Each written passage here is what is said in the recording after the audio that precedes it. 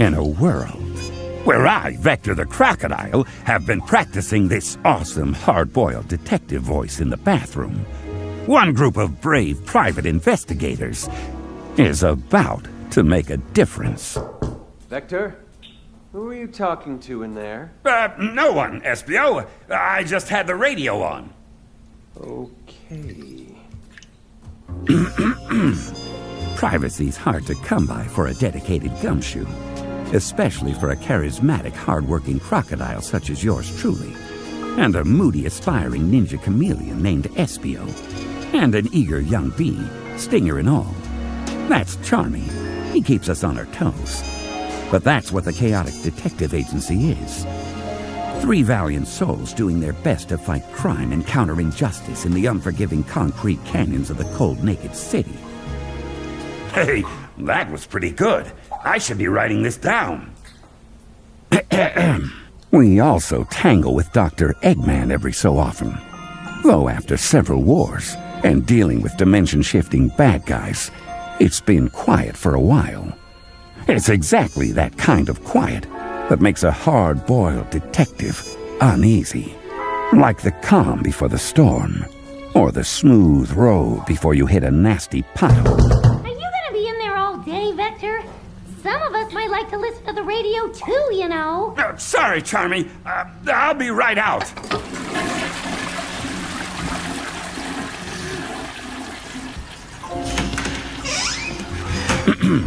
And with that, I left the bathroom and entered the rustic yet humble yet understated office of the Chaotix Detective Agency.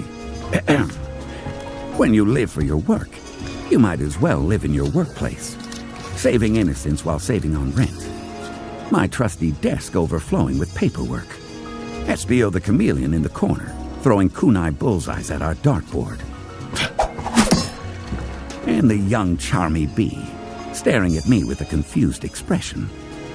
Vector, why are you explaining everything that's going on in that weird voice? Oh, wait. That was out loud? Do me a favor, kid. If you ever notice me doing that again, just ignore it. Okay. Huh? Someone's at our front door? Welcome to the Chaotix Detective Agency. Oh, hi, Sonic! It's so great to see you! Well, if it isn't Sonic the Hedgehog, the fastest thing alive and world rescuer umpteen times over. What brings you to our humble office? Well, believe it or not, I've got a few minutes to spare. You? I know, Espio, I know. This never happens. Except today, it has. So, I wanted to see if you guys had any open cases I could lend you a hand with. Oh, still no clients, huh? We're taking time to regroup, shore up our infrastructure, get back to our core principles. Yeah, so no clients. Nada. Zilch! Okay, well, in that case, I'll be, You, feeling okay, Sonic? Yeah, I'm fine, Vector, but something's off. Like there's danger right around the corner. Huh. Oh well, by the way, there's a big mysterious package out here for you. It's addressed to us? Yeah, looks like it. Ha! Case of the mystery package solved. See ya! Hi, Sonic! Oh, somebody sent us a present. Let me see that. This package is heavy. What do you think, Espio? I think it might as well have from Dr. Eggman stamped on it. Yeah. The last I heard, he was pretty peeved that we recovered all those flickies that he stole in the first place. It'd be just like that mustachioed weirdo to hold a grudge. You'd think he could find a better energy source for his badniks than flickies. Poor cute little birdies. Yeah, but what if the package isn't from Eggman? What if it's a gift from a satisfied client? Have we had any of those? Hey! I'm gonna open it! Charmy, wait, we don't know what's in there. Look out! It's a buzz bomber!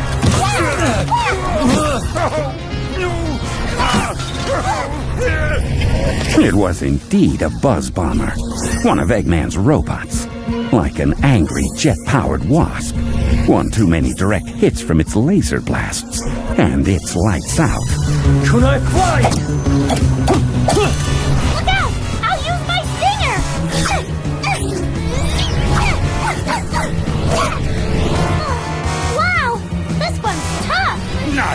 sharp as my jaws!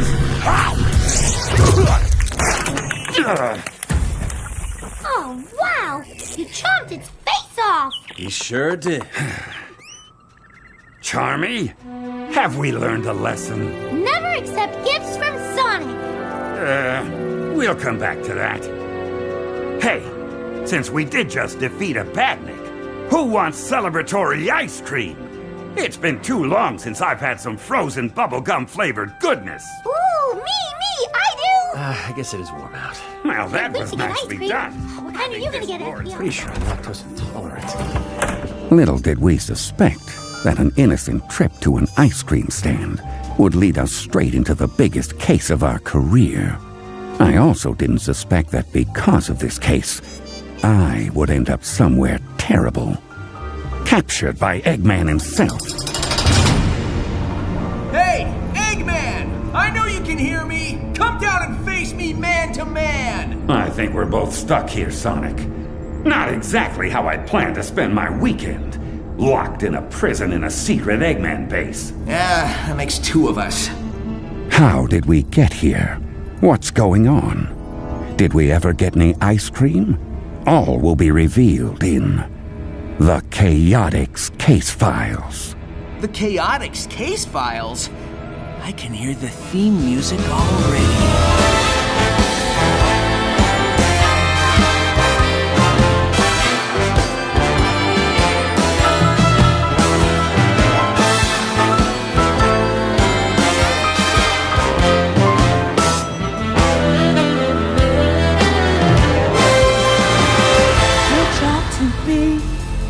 No gate too small, no lead too dangerous. Chaotix do it all. Give us your misery, you wouldn't want to miss when the Chaotix are on the case. No plot too thick, no file too thin, no prize too average size. Chaotix need the win. Give us your misery, 'cause no one can resist when the Chaotix are on the case. Tooth and nail, they've brought it. The stealth, the sting, and the style. Let SPO surprise you while Tron is driving you wild. Their fearless leader Vector knows that they're the best detectives, even when the rest forget it. Call them in, you won't regret it. Chaotix will get it. Chaotix will get it. Chaotix will get it.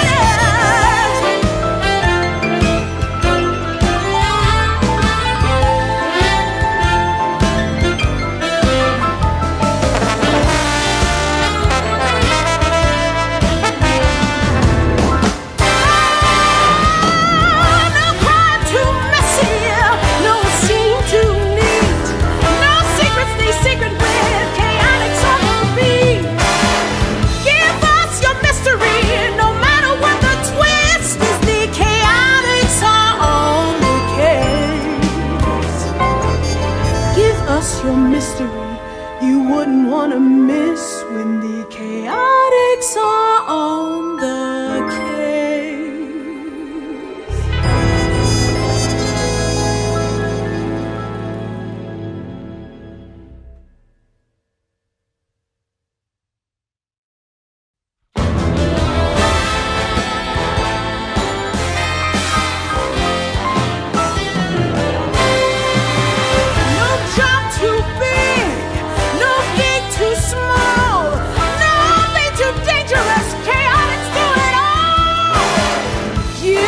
Your mystery you wouldn't want to miss when the Chaotix are on the case. Vector, it's me, Sonic! Wake up! Oh, my aching everything. Come on, Vector. Pull yourself together. The Chaotix Detective Agency is on a case. We had just followed up on a major clue and there was a big fight. Morning, Vector. You snore, by the way. Sonic? We're in cages. Hey, we're in cages. Another brilliant deduction from the lead investigator of the Chaotix Detective Agency. Dr. Eggman. Perhaps you can help me with a little mystery while you're here. You see, I'm used to Sonic showing up to ruin my plans. Didn't go quite as you expected this time, eh, rodent? Zigged when I should have zagged. But I'm not accustomed to you snooping around so brazenly, Vector. Just what were you up to before I caught you? I'm on a case, obviously. Ah, well, if that's all, I can just dispose of you. To find whoever's stealing the astroscopic lenses. I've never heard of those, but they sound important. Yeah, seems like quite the thrilling case, Vector. Why don't you tell us all about it? Every last detail. Yeah, but... Oh! Yeah! Okay. Settle in, boys. I call this one the Case of the Two-Faced Thief.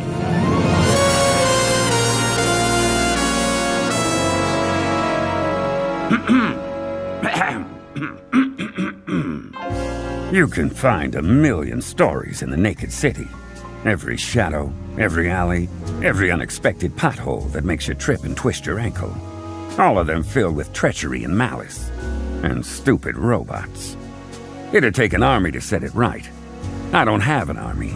I've got a ninja chameleon, a happy-go-lucky bee, and a sharp eye for detail. My name is Vector the Crocodile, and if there's trouble out there, you can bet I'll step in it. Wow, Vector, you sound like a real detective. You gonna do that the whole time? Look, Dr. Eggman, the Chaotix Detective Agency is the real deal. This is our hard-boiled detective story.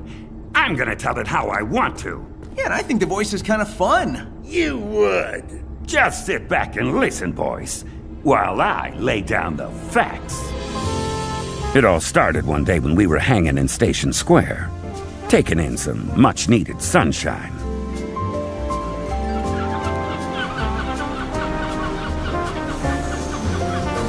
The train will be arriving soon. La la la, we're in love. I swear, I'm never going in that casino again. Station Square's a lot like me. Just a normal city full of hustle and bustle. A great railway union. Till you look under the surface and realize how much of it has been damaged and rebuilt in the past. How a peaceful exterior can hide pain and suffering and cracked sewer pipes. Hang on. I forgot where I was going with this. Oh yeah. Ice cream. All right, fellas. Here you go. Rocky Road and butter pecan for Charmy.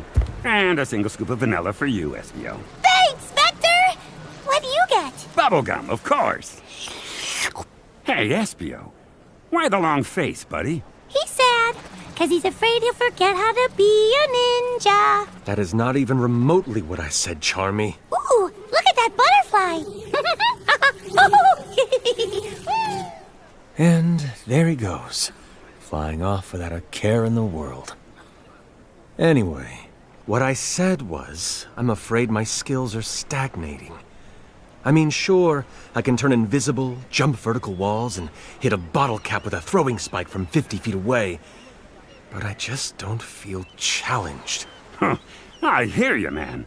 But someday soon, we're gonna get a big case that's gonna test our detective abilities. All three of us. Speaking of which, where did Charmy go? Guys! There's action at the newsstand, and it's about our old pal, Knuckles.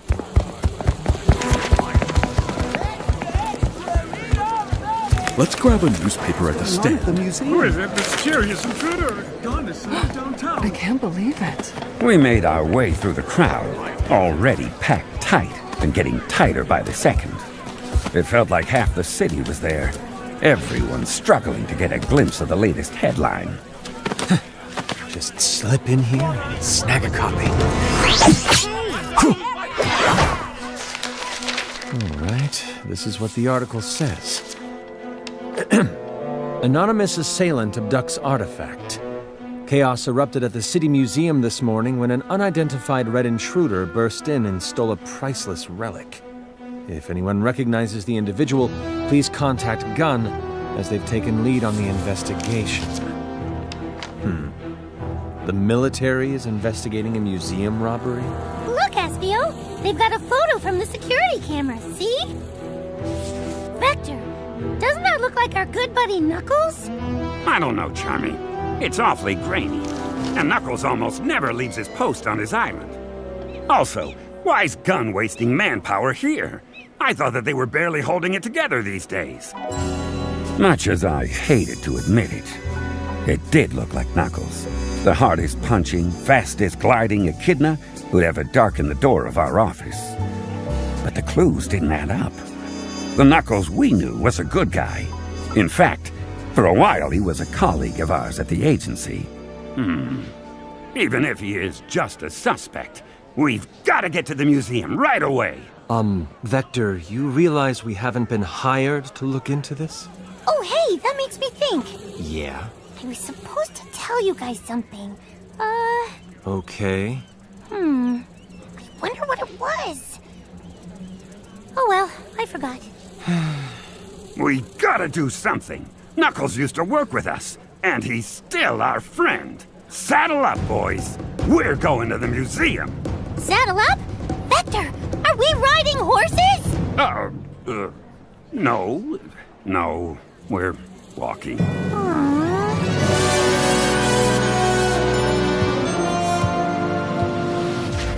Chaotix.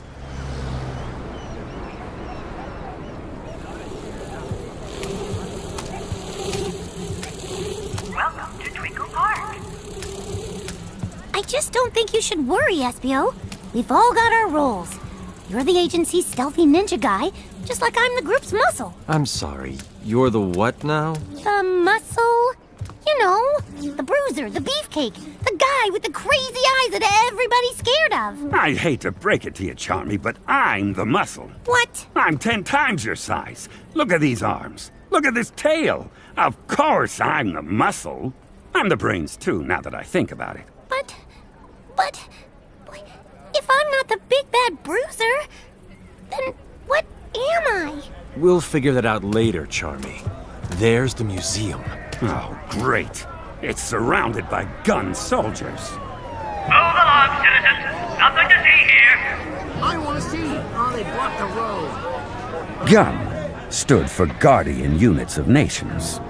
50% military, 50% police, 150% no-nonsense. Look at the front door.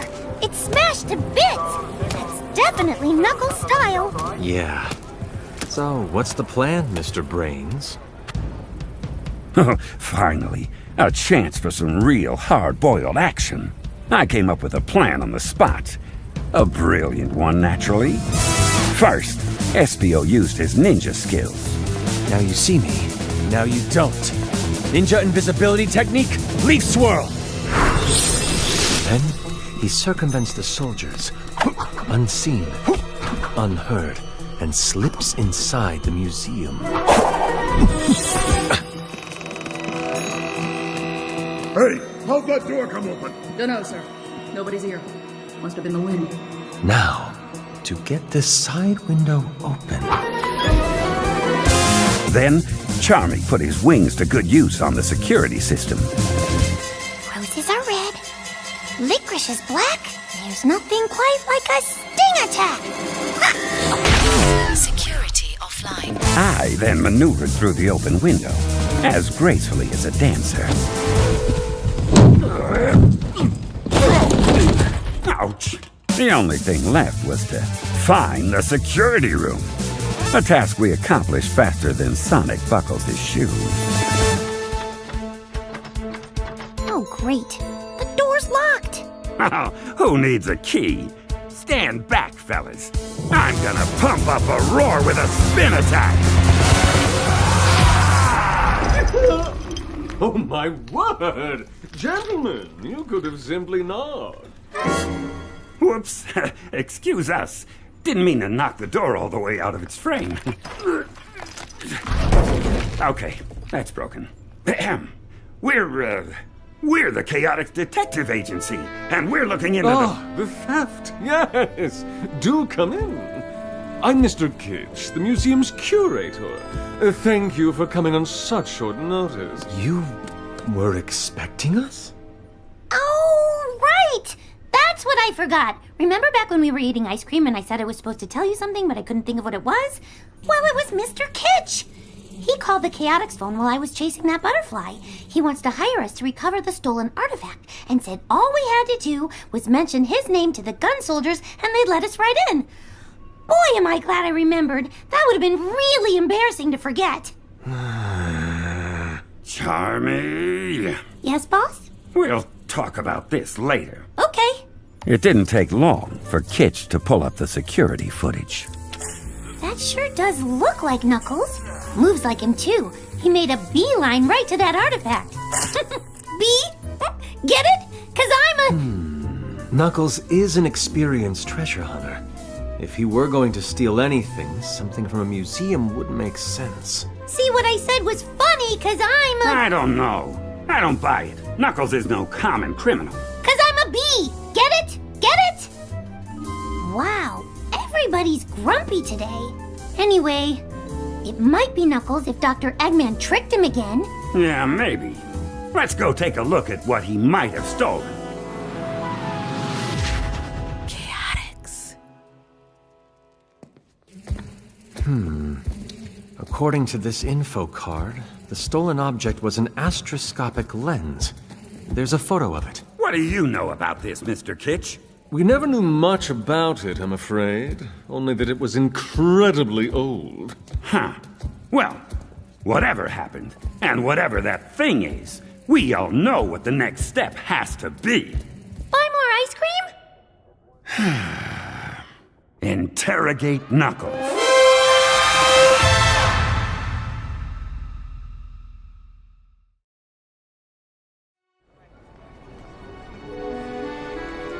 There was only one place to look for Knuckles, and that was Angel Island. A giant landmass that floats up above the clouds, like an ice cube in a glass of Chaos Cola. Thanks to the Master Emerald, a giant and immensely powerful jewel that Knuckles spends all his time guarding. Don't ask me how the Emerald works. And don't ask me how to get there either. It's a secret. I don't know, guys. I can carry you both a pretty good distance, but Angel Island is really far. Don't worry about it, Charmy. You won't be flying us. Hey, wait. You're not thinking of taking...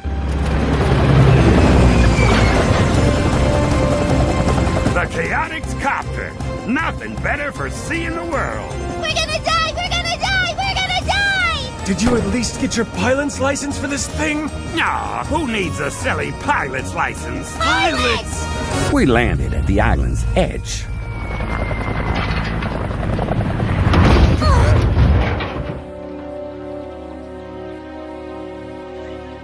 Even though Knuckles was an old friend and used to be a part of the Chaotix, there was no telling how the Red Echidna might react to our unannounced arrival.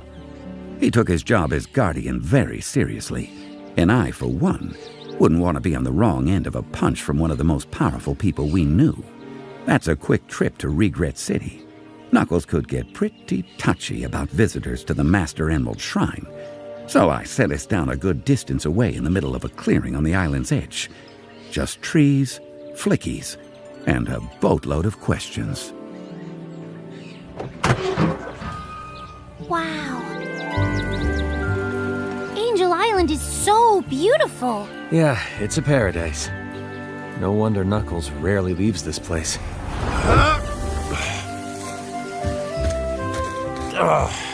What are you guys doing here?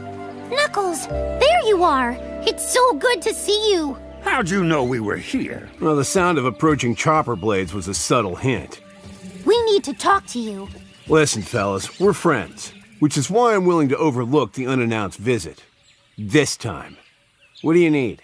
Well, see, an artifact got stolen from a museum. Can you tell us where you were during the robbery? Doubtful. No idea when it took place. This morning. Oh, then I was here. On this floating island, where I make all the laws. What does that mean? It means good luck trying to arrest me. Can anyone, were there any corroborating witnesses? Someone who saw you here? There might have been a chow around, I guess. What kind of artifact? Hey, we're the ones asking questions. Not from where I'm standing. You really need to work on your detective skills. We've got mad detective skills, and we do some awesome detective stuff all the time. What, like riding around in that vaguely helicopter-shaped piece of junk? Oh, he's not wrong. What did this artifact look like anyway? Like a lens. Here, we've got a photo. Looks pretty old. I don't know much about this, and have no desire to learn more. Good luck with it. Is he leaving? Knuckles! You can't just walk out on us! Remember when, against all odds, we beat Metal Sonic Kai at the Neutrogic High Zone? That's oddly specific. So you do remember? No. Call me when there's something I can punch. Bye, Knuckles. See you later. It was time to head back to HQ, regroup, and plan our next steps. Chaotix. We're gonna die! We're gonna die! We're gonna die! Oh, I wish we were riding horses! You really should get that license, Vector! We landed and made our way back to the comfort of the Chaotix Detective Agency HQ. The creak of the ceiling fan, combined with the slow jazz from my boombox, formed the soundtrack of our one-room office in Seaside City. That office is a lot like me. Humble, yet dependable. No frills. Also no working air conditioning. I really have to get that looked at. I mean, no amount of conditioning could change that burning for justice inside of me. Pull up a chair, boys. Pardon me, Charmy. I mean your throne of books. Yep, I took your advice and got some higher learning. I feel smarter just sitting on it. Now that we're settled, we need to go over what we know so far. That's easy. Somebody disguised as Knuckles stole an artifact that's really old. Maybe. Huh? Oh, that didn't take as long as I thought it would. So, we know it was stolen. But we have no leads. Yeah. Darn it. I was really looking forward to some genuine hard-boiled detective action. Well, we did almost die in the Chaotix copter. Hey, why don't we call Tails? He's a tech expert, isn't he? Worth a shot. Tails. Nicknamed for a twin-tailed fox called Miles Prower. Kid genius, biplane pilot, Sonic sidekick. Course, when you think about it, it seems like we're all Sonic sidekicks sooner or later. Vector! Hey! It's great to hear from you. In fact, No time for small talk, Tails. We need your help on a case. Right, I was just... Somebody disguised as Knuckles stole an artifact from the museum. Yeah, I know. The artifact was some kind of really old device or something. And since you're the big shot tech guy, we figured... Guys! Would you listen to me for a second? I already heard about the theft, and I got a call about it from an archaeologist at Spagonia University. I gave the professor your address. There ought to be a knock at your door any minute. Wow, okay. Why didn't you just say all of that to begin with? Great talking to you. Good luck. Everyone says that we're not real street-smart private-eye gumshoes, but they're wrong. Our big hard-boiled detective moment is finally here. Our big what moment? You know, in detective stories, like this one, there's always a mysterious woman in trouble. I bet that'll be our archaeologist. You sure you didn't hit your head real hard in the Chaotix copter? I hate to pile on, Vector, but I'm afraid you're setting yourself up for a major disappointment. Oh. Hello? This is the Chaotix Detective Agency, yes? Vector was right. This really is a hard-boiled detective story. There she was. The answer to so many questions. And the start of so many more. The lady was an enigma, wrapped in a mystery, garnished with intrigue. An unassuming salt-of-the-earth type with the mysteries of the universe at her fingertips. We are indeed the Chaotix Detective Agency. Come in, please. Let me get you a seat. No! My book thrown! I was feeling so smart!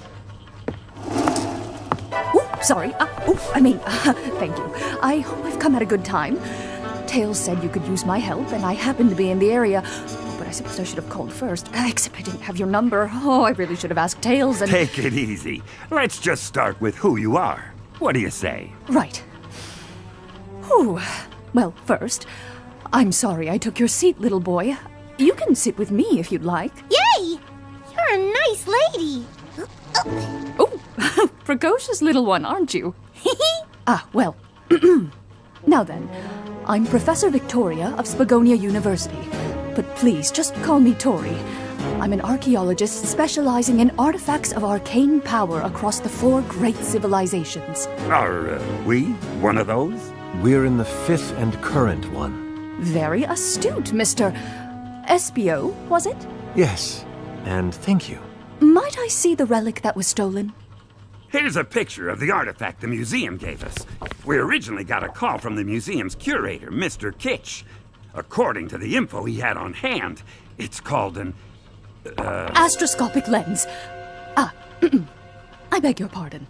So, you, know about it? I know of it. The details are frustratingly scant. It's thought to be a relic of the 2nd great civilization, more commonly known as the Gaia civilization. The what civilization? Shh! This lens is one of only a handful of known relics from the Gaians. I've never gotten to research them myself, but what I have seen suggests that this is part of a set of lenses, and that the entire set functions as a power amplifier of some sort. Mr. Vector, was it?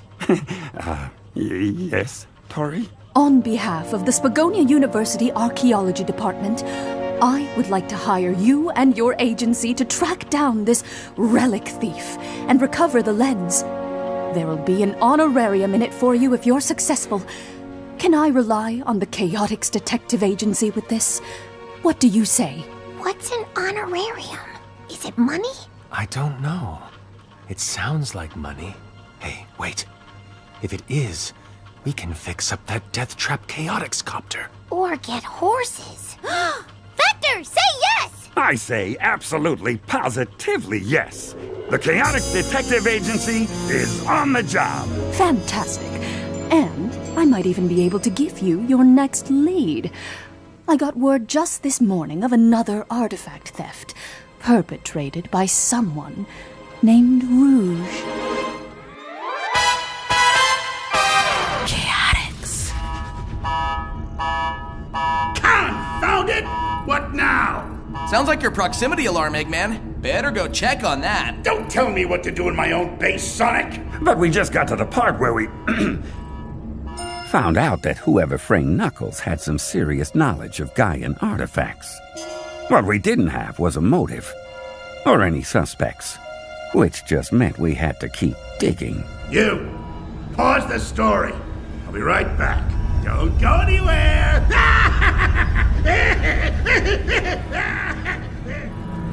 So, Sonic, who do you think set off the alarm? My teammates or your friends? 50-50 odds at this rate. But if Eggman comes back before we get out, you better have enough story to buy us more time. Oh, don't you worry. This case has plenty of twists and surprises to come. Oh, now I almost don't want to get rescued. I can't wait to hear more of The Case of the Two-Faced Thief. Are you sure about the title? We can workshop it later. To be continued.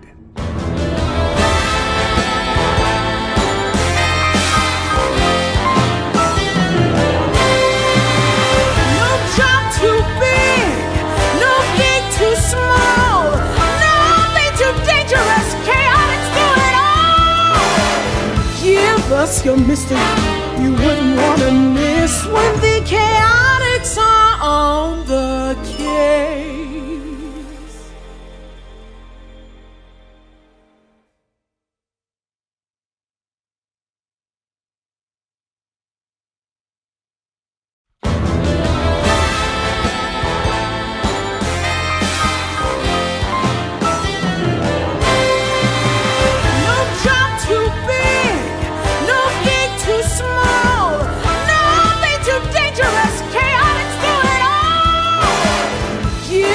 us your mystery you wouldn't want to miss when the chaotix are on the case.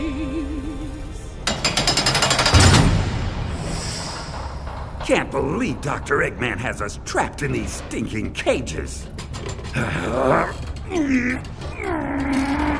Yeah, seems kind of low-tech for an evil genius. Also, I don't think that's gonna work, Vector. You're strong, but not that strong.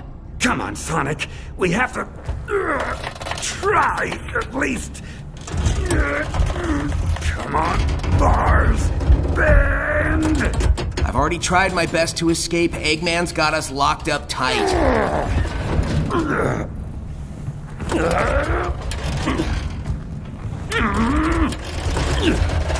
Wow, you're sure showing that cage what for.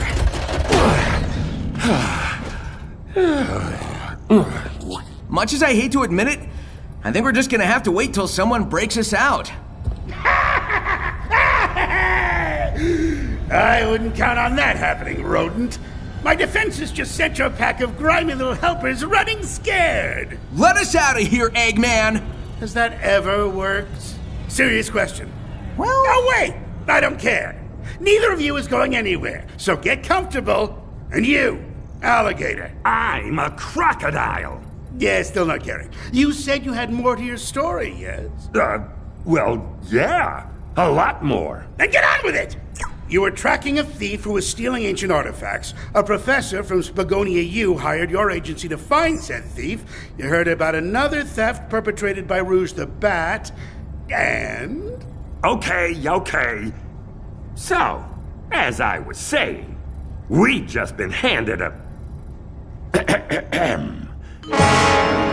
We've just been handed a brand new lead, so we hunkered down in the office to put our heads together. The chaotix office had a rhythm all its own. The rattly ceiling fan, the squeaky chairs, the slow crumbling of the foundation. Other people called it loud and distracting in a series of code violations. But it was music to my ears. Helped me think. Professor Torrey's information about Rouge committing the second theft gave us a lot to chew over. Like a wad of bubblegum you find stuck to the underside of a chair. So, Rouge stole a different astroscopic lens? Well, I thought she only liked jewels. Hey, don't forget, Charmy. It might not even be Rouge. We're dealing with a thief who pretends to be other people. What's your take, SPO? Rouge. That bat is without honor. Inherently untrustworthy. Really? I always thought she was nice. Because you've never had anything she wanted to steal. Where did this theft take place? Tori wrote it down for us. It's a private residence, belonging to some super rich lady named Knackerworth.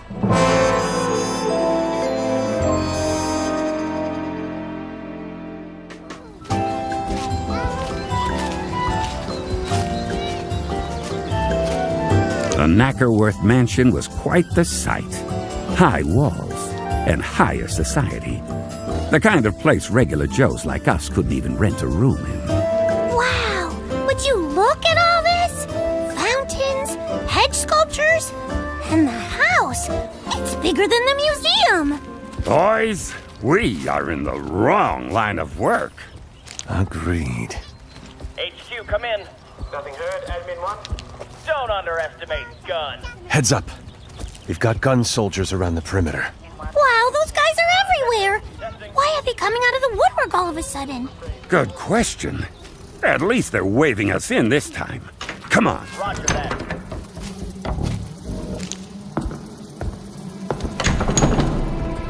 The inside of the place was even more posh than the outside. Marble floors, polished wood ceilings. The kind of place a hard-luck PI could really get used to. Yes, hello. Are you the detectives? The dame coming at us didn't look rich. We could have passed her on the street and thought her nothing more than a blue-haired little old lady on her way to play bingo. Never cared for bingo myself. One little old lady screaming I could handle. But dozens of them? No thanks. Just the thought made my teeth itch. That's right, ma'am. We're the Chaotix Detective Agency, and Yes, good. I'm Edna Knackerworth. Pleased to meet you. You simply have to get my trophy back. Trophy? Do you mean the astroscopic lens, ma'am? Lens? No, trophy. I won it fair and square in a chow race some time ago. Then yesterday, that prissy little bat broke in and just took it without so much as a please or a thank you or an I'll be stealing your trophy now, ma'am, if you don't mind. Looked me right in the eye before she flew away. Raisin, I tell you. And if you don't mind my asking, ma'am, were your security people working when the theft took place?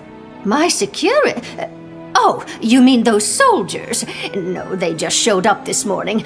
I don't even know why they're here, come to think of it. Well, be that as it may, we're going to need to take a look around. Are you all right with that? Oh, of course. Please go and catch that trophy thief. Do what you need to. All right, boys. Time to put on your searching gloves. We need to go over this place with a fine-toothed comb. You have to wear gloves to use a comb? No, Charmy. It's a figure of speech. Well, two figures of speech, sort of. Just look around real carefully, okay? See if you spot anything that seems like it doesn't belong.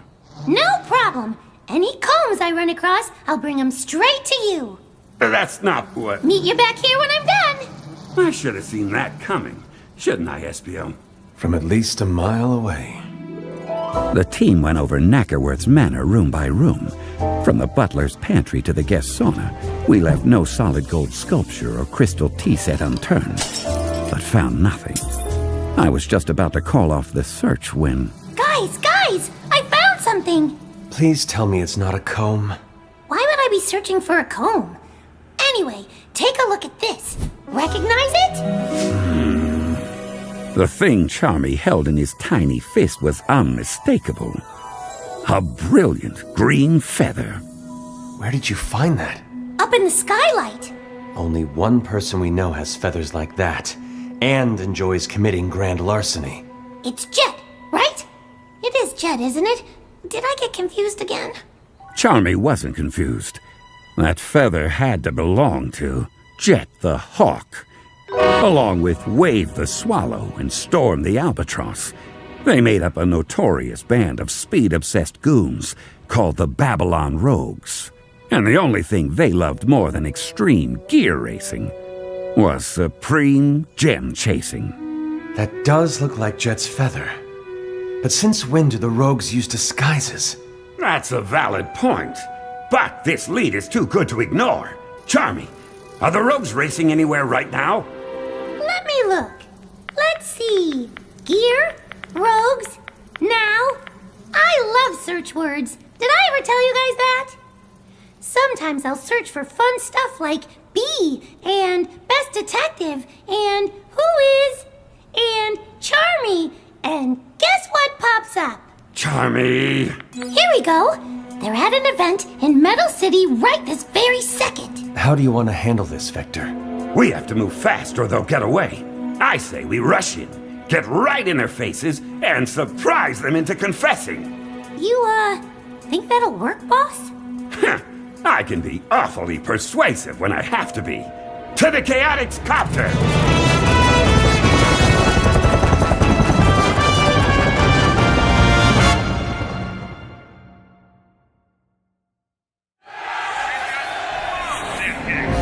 The copter got us to the venue just as the Babylon Rogues were packing up to board their airship. I've never understood why people so fixated on speed would travel around in something so slow. But then, I don't have to understand the crooks. I just have to catch them. Well, would you look at this? Never expected to see the Chaotix at one of our events. You guys come to try out as our new pit crew?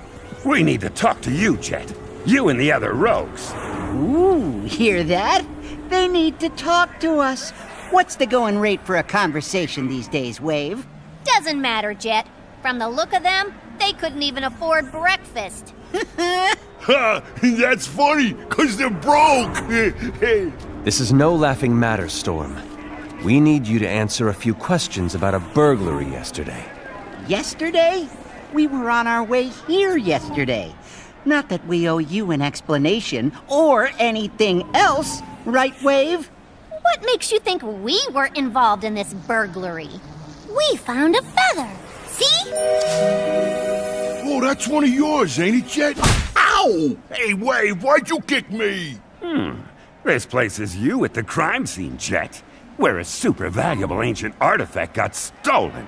What do you have to say for yourself? Tell you what.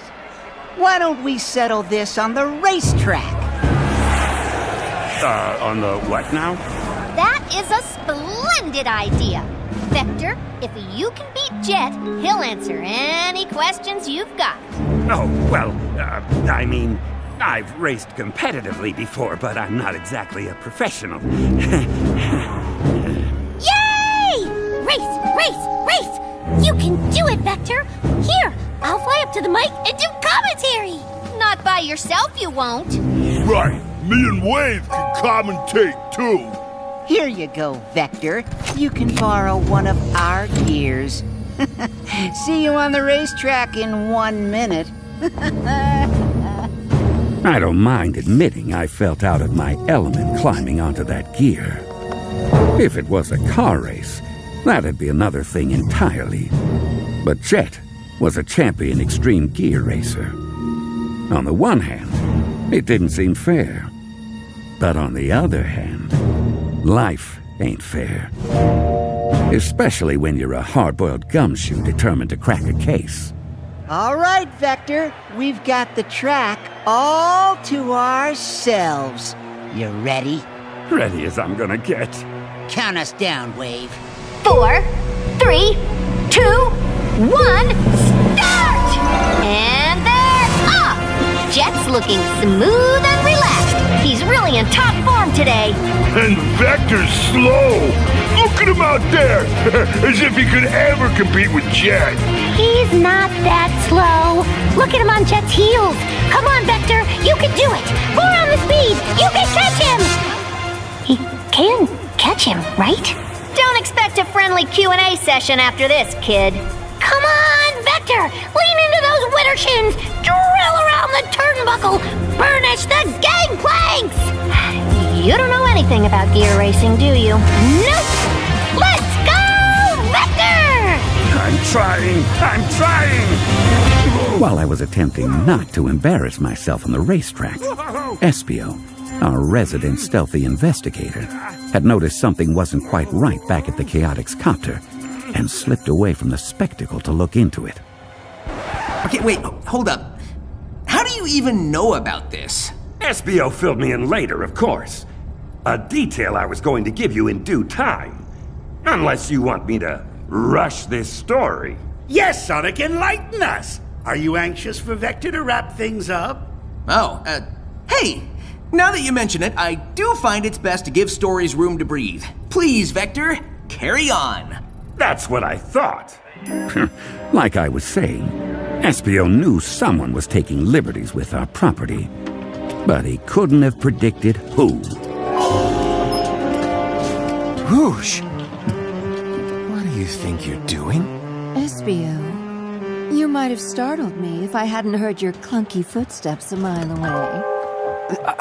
My footsteps are not clunky. I've been practicing non-clunky footsteps my whole life. If you say so. And you didn't answer my question. What are you doing rifling through our belongings? No, don't bother answering. I am hereby detaining you on suspicion of the theft of multiple astroscopic lenses. Look, whoever's making off with your relics, it is most assuredly not yours truly. No? Can you prove that? Just as convincingly as you can prove I did do it. Which is to say, not at all. Listen, I heard about the thief trying to make people think I was the one responsible, and I am not here for it. So while you and the kid and Captain Gumshoe are out doing whatever it is you guys do, I'm going to find the culprit and show them the error of their ways. In fact, I planted that hawk feather to throw you guys off, so I'd have time to do some unbothered snooping. Not that you've got any evidence here of anything. You planted the feather? Do you realize how much time we've wasted thanks to your little prank? Well, maybe I could make it up to you. How about you and I get together for a little stealthy adventuring later? Just the two of us? What? And abandon my team in the middle of a case? I could never do such a thing. Of course you couldn't. Forget I mentioned it. Hey, what's that over there? What's what over where? I don't see anything. Where'd she go? Meanwhile, back on the Metal City racetrack, it pains me to admit it, but I was just as much competition to Jet as a kid on a tricycle. Which is to say, not at all. What? You're still back there? Come on, Vector. Admit you've had enough. Never! As soon as I get my legs under me, I'll show you who's fast! Oh, so I guess I can stop taking it easy on you, huh? Wow, Jet's gear is extreme. I didn't even know they could move that fast. Yeah, it's looking pretty grim for Vector. Yeah, 'cause he's so slow. The fake announcers weren't wrong. I tried my best, but Jet's speed was undeniable. I watched him pull away from me while my hopes of an easy confession faded, like a cold winter's breath under the half-moon's watchful glow. Or like a sneeze in the wind. One of them. I knew I'd beat you, Vector, but I didn't think I'd humiliate you. This is just sad. Jet, you're a champion extreme gear racer, and I'm a detective. We're a little mismatched. How about I cut you a little slack then? Here, I'll turn around backward and still beat you. Hey, look! There's a maintenance truck pulling onto the track. Jet doesn't see it. He's gonna crash right into it. Boss! Boss! Turn around! Boss! Boss! Jet, in front of you! What? What's that? I can't hear you over the sound of my awesomeness. Jet may not have seen the truck veering blindly into his path, but I did. And while I might have lost the race, I could still save a life. Putting everything I had into it, I pulled up just close enough. I've only got one thing to say to you, Jet. Yeah? What's that? Don't rub my face in it too hard. Nope. Tuck and roll!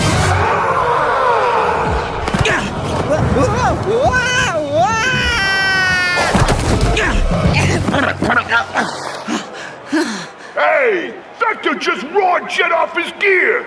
That's cheating! You all right?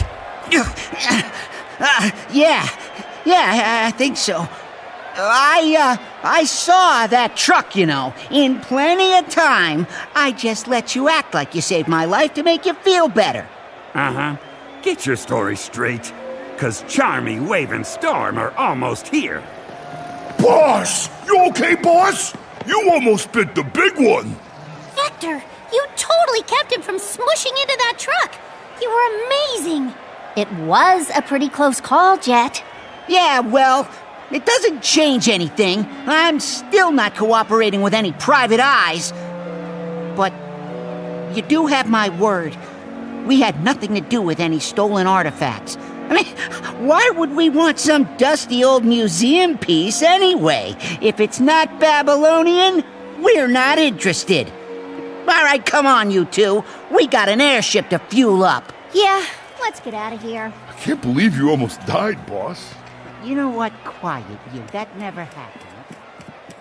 What happened here? Oh, SEO, you missed it. Jet said he talked if Vector could beat him, and Vector couldn't beat him, but he saved Jet's life, and Jet says the rogues didn't steal the lens thingy. Huh. Noted. You're not hurt then, Vector? Nah, just slower than I'd like. Well, I don't believe it was Rouge who took the lens either. I just ran into her, back at the copter, and she proclaimed her innocence. Pretty sure she was telling the truth. Wait, Rouge is here? Was here. She left. Oh, man. Rouge is cool. I wish I could have talked to her. Where'd she go? No idea. One second she was there, the next she was gone. It galls me to admit it, but I find her stealth impressive. I'm not sure even I could have disappeared like that. Hey! What? What's wrong? She took one of my kunai. How? One of my ninja throwing darts gone, just like that. And she replaced it with a note? Here, let me see that. It says, you boys should probably check out the museum at Spiral Hill, if you can get there fast enough. Hey, you realize you're giving me hives here, right? Talking about a speed contest and leaving me out of it? Yeah, well, you were very much not there when it happened, Sonic. So I don't know what you think I can do about it. Never mind all that.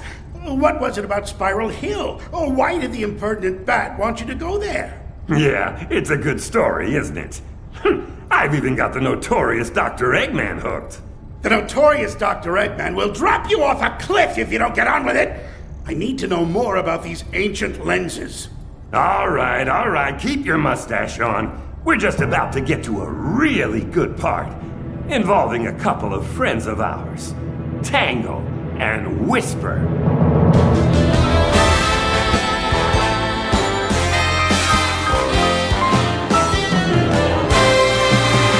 No job too big, no gig too small, nothing too dangerous, chaotix do it all! Give us your mystery, you wouldn't want to miss when the chaotix are on the case.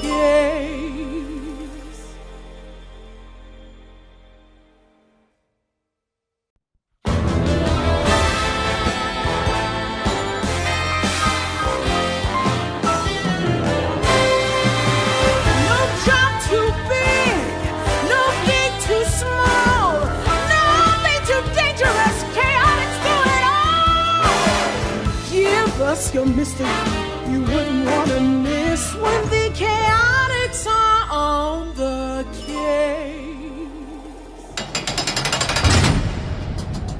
Well, Detective Vector, as if you're worthy of the title, since I have both you and Sonic locked up, get on with it! I want to know who's stealing these astroscopic lenses and why they think they're worth the hassle. Furthermore, why was Rouge sending you to Spiral Hill? And what about Tangle and Whisper? Aren't they more of your obnoxious buddies? I seem to recall launching a missile or two at them. Was the lens thief impersonating them too? You know, Dr. Eggman, this story would sound a whole lot better if you'd let us out of our cages. These bars are doing awful things to the acoustics.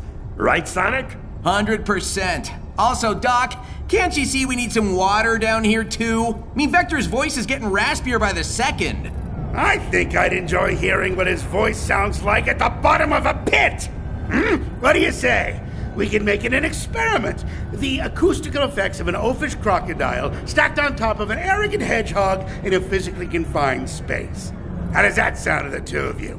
I think my voice will be just fine. Up here, I mean. Not in a pit, Doctor. As I suspected. So get on with the story! Okay. But before we get to Spiral Hill, there's still the whole matter of Rouge to deal with. The last, best lead we had came courtesy of Rouge, and at the expense of Espio's dignity, since she'd hidden a clue on him without him even realizing it. None of us were too happy about her. At the same time, it turned out the museum in Spiral Hill did have another of the astroscopic lenses.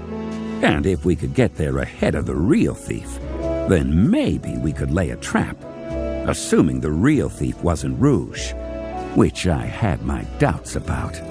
Look, Espio! There's the Spiral Hill Mineral Museum. It's got a bunch of shiny rocks and another of those astroscopic lenses, right? Yes, Charmy. And don't touch anything. It doesn't look like Gunn has taken an interest in this museum as they did with the one in Station Square. At least not yet. What's the plan, Vector? I've already reached out to the administration.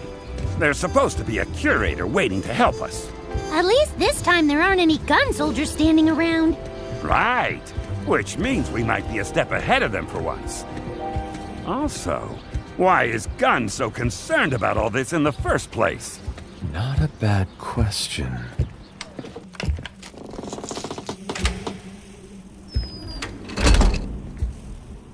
Hello, hello!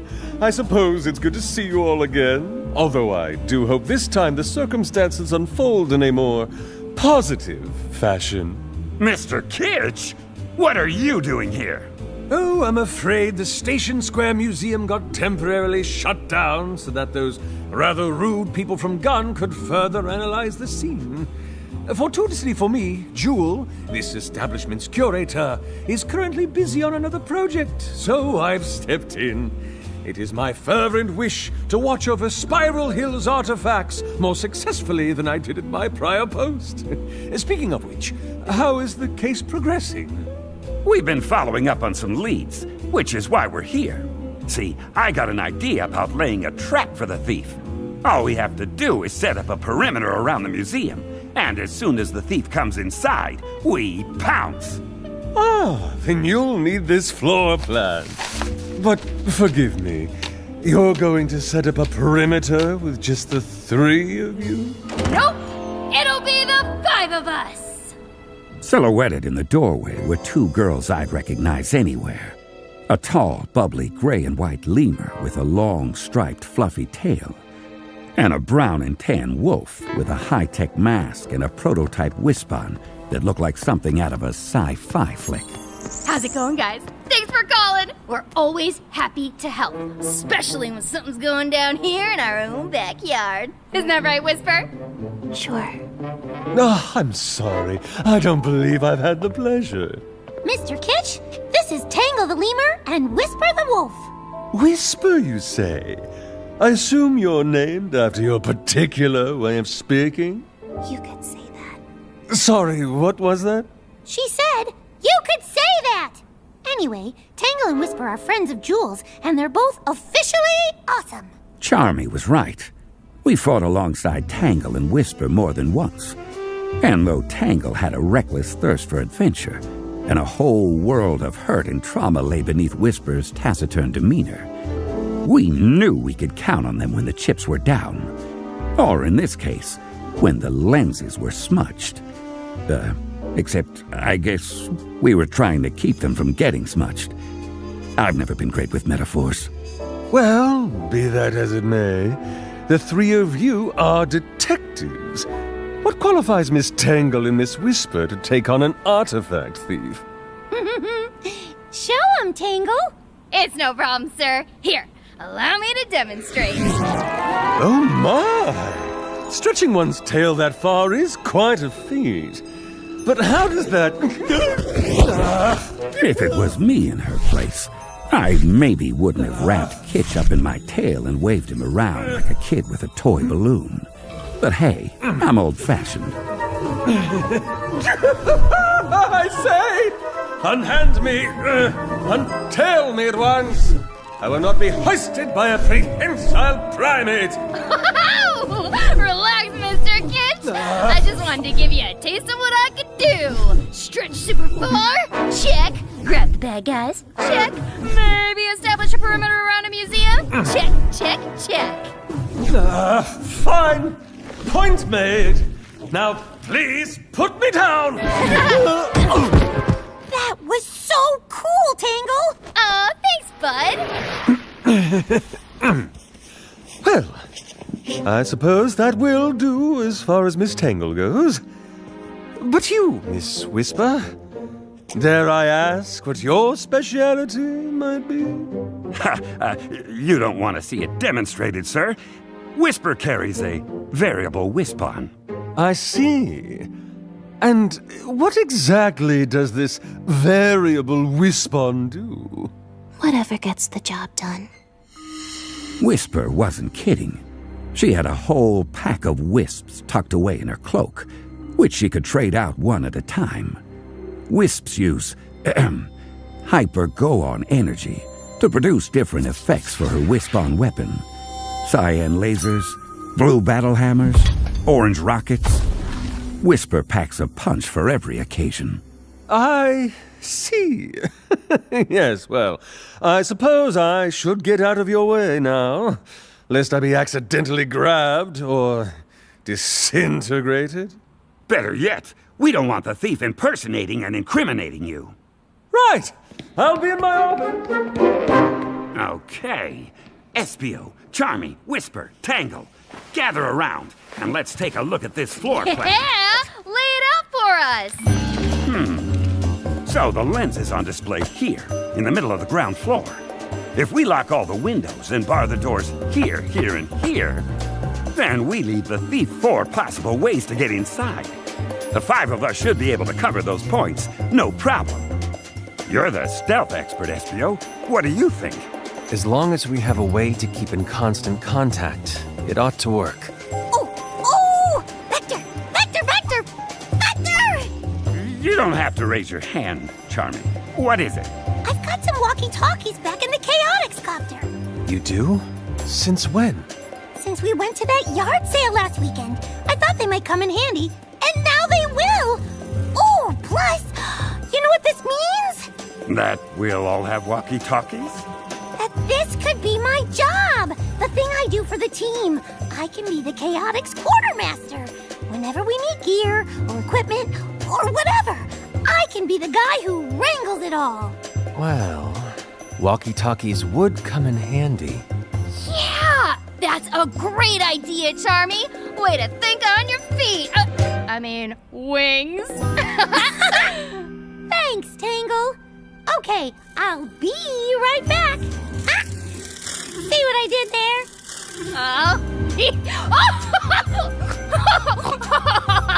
Because he said be. Wait. Why isn't anyone else laughing? Aw, that was funny! Yes, Tangle. Quite a stinger. Ba-dum-bum. I guess walkie-talkies couldn't hurt, especially if it helps the little guy feel better about himself. Tangle, we want to station you and Whisper on the 2nd level, at opposite ends of this terrace. That way, you can keep an eye on your individual points of ingress and see the lens display. Sound feasible? You got it, Vector! Whisper, you look like something's bothering you. What's up? It's nothing. Whisper, if you have concerns about the plan, now is the time to speak. No, it's not that. It's...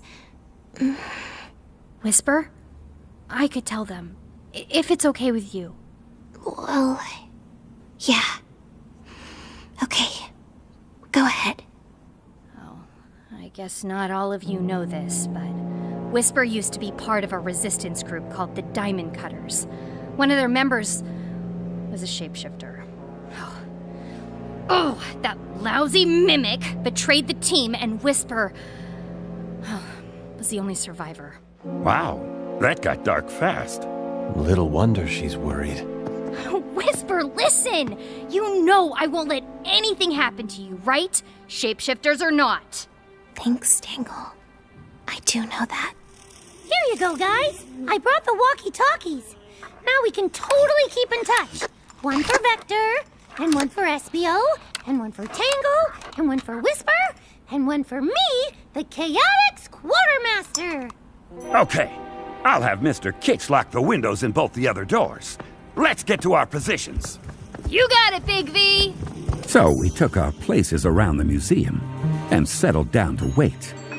I kept Charmy with me, just in case he got too excited. Couldn't have him blowing our cover. Chaotix.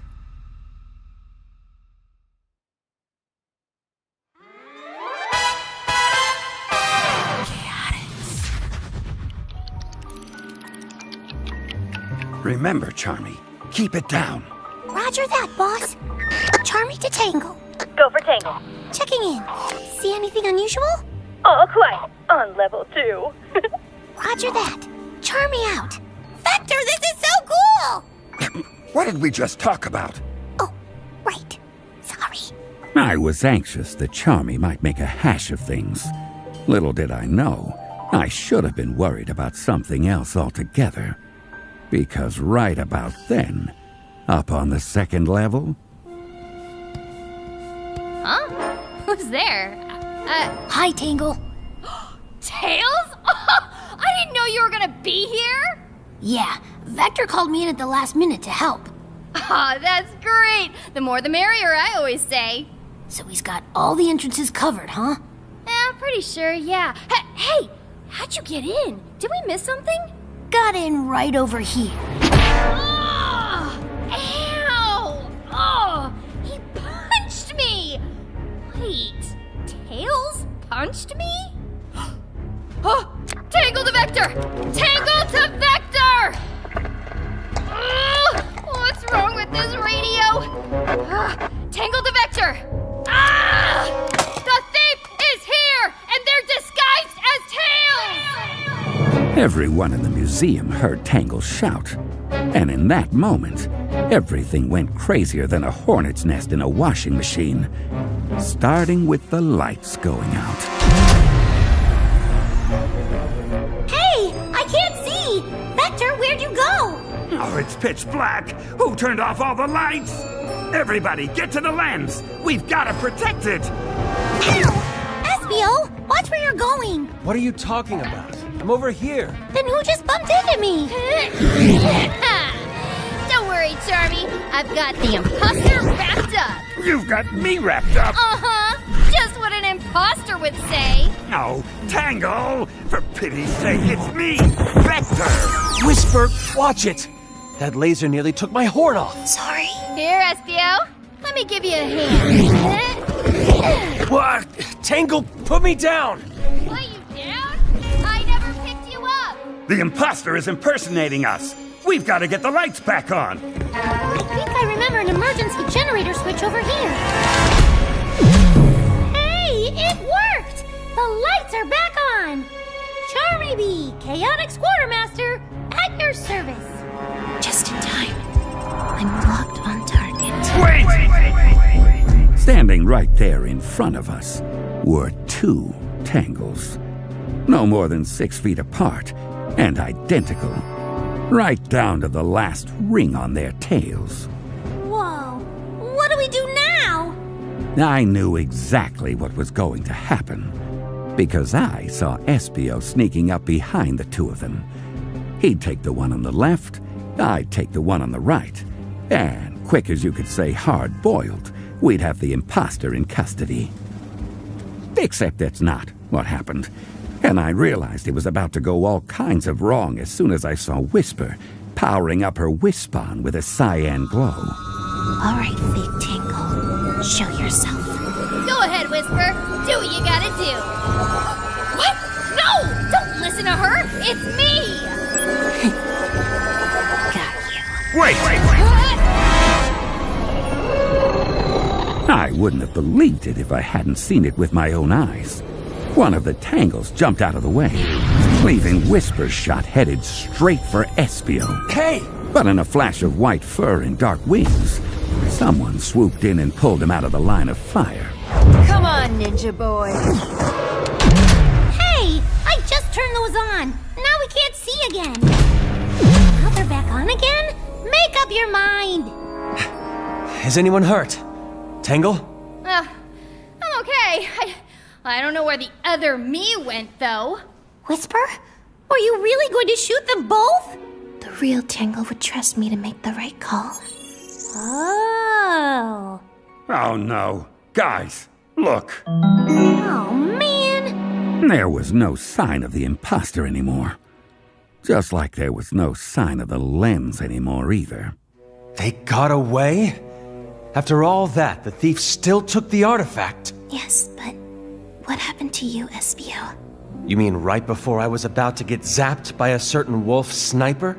You weren't in danger. The Wisp knew you weren't the target. Noted. Well, what happened to me was Rouge. She was here, and I missed her again? Oh, that's who grabbed you right before the lights went out. Did she say anything to you? No. Typical of someone so completely lacking in honor. I could have dodged that laser, you know. A ninja learns to evade life-threatening hazards out of pure reflex. I said you were never in danger. Regardless, I don't know if Rouge got to the lens first or if the thief did. Unless, of course, Rouge is the thief. Well, if she did get to it, why? Is she just being her normal cool jewel thief self? 'Cause, you know, it's a lens, not a jewel. Or is she doing some kind of spy stuff, like working for Gunn again? Those are really good questions, kiddo. Aw, thanks, Tangle. What's all this? Where is my artifact? Mr. Kitch, I thought you were supposed to prevent the theft, not stand around and watch it take place. What happened to setting up a secure perimeter, staying in constant contact with each other? Well, about that, Yes? well, I tried to warn everyone, but, well, my walkie-talkie sort of died. What? No, it couldn't have. Here, watch. Charmy to Tangle. Charmy to Tangle. Over. Oh, no. I didn't check the batteries. Charmy, it's okay. It's not okay. I gave everybody dead walkie-talkies, and now the lens is gone, and Espio almost got lasered. Never in danger.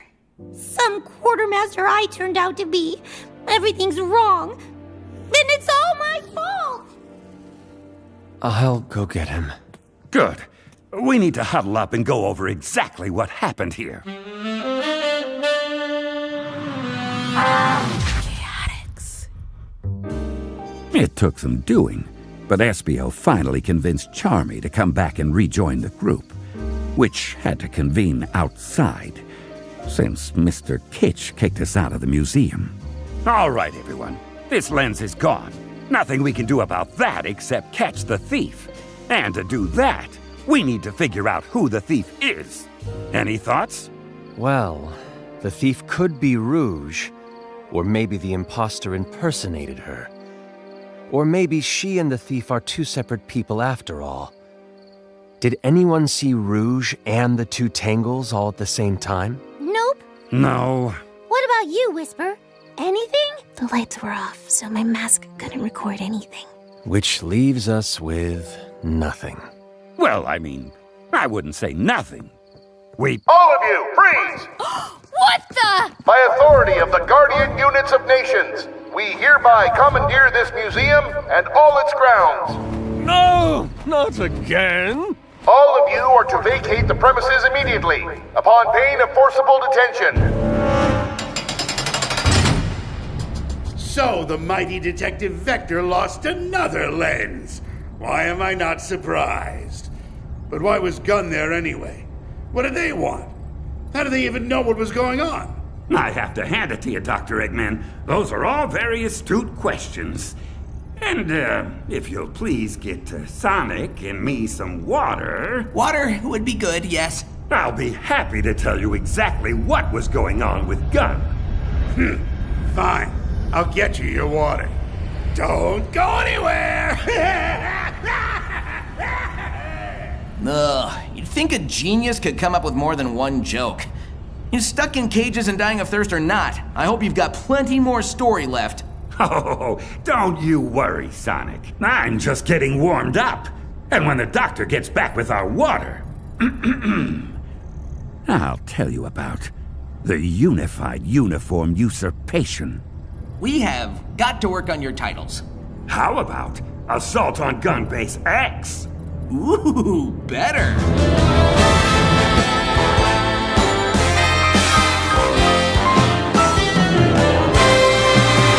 No job too big, no gig too small, nothing too dangerous, chaotics do it all! Give us your mystery, you wouldn't want to miss when the chaotics are on the case.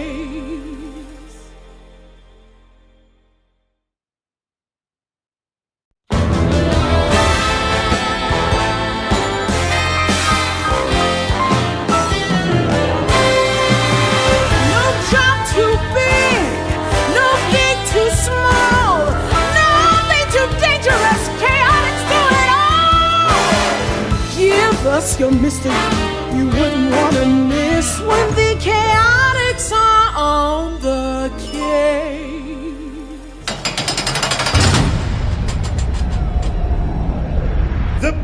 Brilliant Detective Vector the Crocodile and ever-obnoxious hero Sonic the Hedgehog.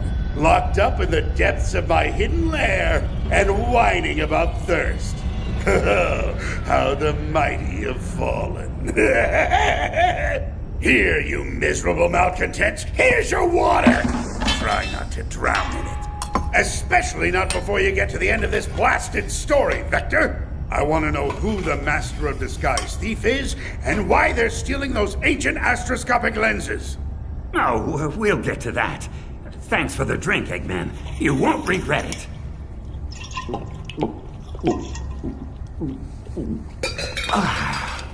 What's the matter, Sonic? Don't tell me the detective has better manners than you do. Oh, yeah, forgive me if I don't muster up much enthusiasm. What with the two of us locked up like this and all? Society today. Whatever happened to proper comportment, courtesy, a bit of etiquette? That's enough water! Give me back those canteens and get on with it! What happened after this illusionist stole another lens out from under you? Illusionist? Well, I guess SBO can turn invisible, which is kind of like an illusion, but there's no way he's the thief. Yeah, come on, Doc. At least try to keep up. You know what I meant. A shapeshifter, master of disguise. First you thought it was Knuckles, then Rouge, then Jet. Next you say it's Tails or Tangle or maybe Rouge again. It's like you're not even trying. Okay. So, we had just been booted out of the museum by some not overly friendly gun soldiers. Chaotix. And as we made our way through the darkened streets of Spiral Hill, like ships adrift at sea, in like super dense fog, with no radar, so the ships kept bumping into each other really hard, I came to a conclusion. Boys, my hackles raised at the first sight of Gun back in Station Square, and now they're practically doing handstands. Whoa, hackles have hands? Also, what exactly are hackles? Vector, what are you thinking? I'm thinking Gun is a lot more heavily involved in all this than just securing perimeters and coming in to mop up after the fact. It's time we find out exactly what they know and when they knew it. Do I have hackles? Do you think that's wise, Vector? Ever since Gun's humiliating defeat in the war, they've been especially uptight about their image. And they weren't exactly relaxed to begin with. All the more reason to act now. They're still rebuilding, resupplying, and recruiting. They'll never see us coming. Hackles? That's fun to say. Hackles. Hackles. Hackles. Hackles. Hackles. Hackles. Hackles. Wait, you're not suggesting... Oh, I'm more than suggesting. Buckle up, boys. We're going to raid a gun base. Do we even know where the closest gun base is? Oh! I can tell you. I can look it up on my phone. Oh, wow. There's actually a new one. Like, not far from here. Well, not far if we fly. See? Perfect. We can get there in no time with the chaotix copter. All right, but what exactly are we going to do when we get there? SBO, relax. We got past those gun goons at the first museum, didn't we? It'll be just like that. We get in and find any kind of files they have on astroscopic lenses and Master of Disguise operatives. Wow, a raid? I can't wait! Gonna sting some more cameras, gonna zap them right in two, 'cause stinging lots of cameras is what good detectives do! See? The kid's on board. I am filled with confidence. Charmy's directions were spot on.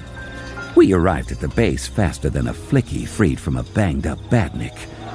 We huddled up right outside the chain-link perimeter fence to formulate our plan. Okay, here's what we do. See that security console way over there? SBO, you turn invisible, hop over this fence, get to the console, and disable the perimeter alarm. Once that's done, Charmy, you create a distraction. What kind of distraction, boss? The loud kind. Find something noisy and drop it off a roof. Something that makes everyone come running. How fun! Like maybe some empty gas cans? Sure. Or what if I could find some bongo drums? Charmy, try to focus here. Oh, or maybe a great big bundle of firecrackers. That'd be so loud. Just stick with the empty gas cans, okay? Absolutely. Unless I find some bongo drums or firecrackers. Once the alarm is off and the soldiers are distracted, I'll climb over the fence and we'll converge on the file storage building. And how do we know which one that is?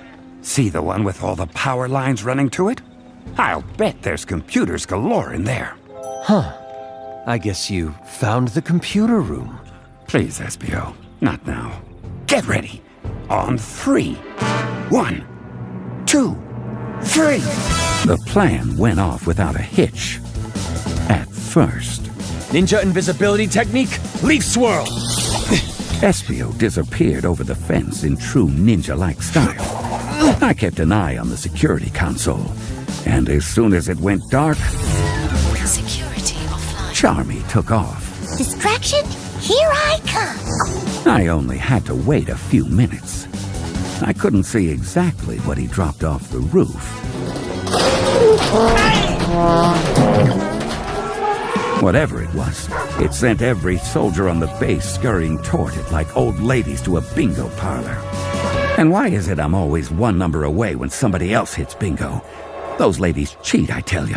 They cheat, and then they haunt you in your dreams, laughing at you with their blue hair and lavender perfume and little butterscotch treats. You never gave me any butterscotch treats, did you? All of which meant I had to exercise my athletic prowess and shimmy over the fence before anyone spotted me. I landed. Gracefully, of course. But something must have gone wrong. Something we couldn't possibly have predicted. On your feet, intruder! You and this kid have some explaining to do. Charmy? What did you... How... Hi, boss. I knew I wasn't supposed to get caught, but once I knocked over that giant crate full of tubas, I got distracted. Charmy... Those tubas belong to the official gun marching band, young man. Now how are we supposed to celebrate the base's grand opening? Maybe maracas? As if maracas could compete with tubas. Both of you are coming with me. Fortunately, Espio saw Charmy and me get caught and decided to try to finish the mission on his own. He made it to the building with all the power lines running to it and slipped in through the window completely unseen. Unseen by gun, anyway. Vector was right about this being a computer center. Now, how would I go about looking for files on ancient artifacts and covert operatives? You could try alphabetically. Good idea. Ha! Rouge! What are you doing here? And how did you know I was here? I was invisible. You sounded pretty visible to me. That doesn't even make sense. And yet these ears of mine picked you out just as clearly as if you'd been jumping up and down and waving. I can't even bring it. I've got to say, Espio, it seems to me that you're falling down on the whole be like a ninja thing. I mean, I spoon-fed you that lead on Spiral Hill, and you and your gumshoe buddies still managed to bungle it. That is hardly fair. We're dealing with an unknown here. It is impossible to predict something that is by nature unpredictable. No need to get defensive, especially after I saved your skin. You didn't even really see me. What was that? I didn't quite hear you. I said it would be easier to thank you if I did not suspect you of being the imposter in the first place. Keeping you from getting zapped by Whisper's fancy weapon wasn't convincing enough? All right, handsome. How's this for an olive branch?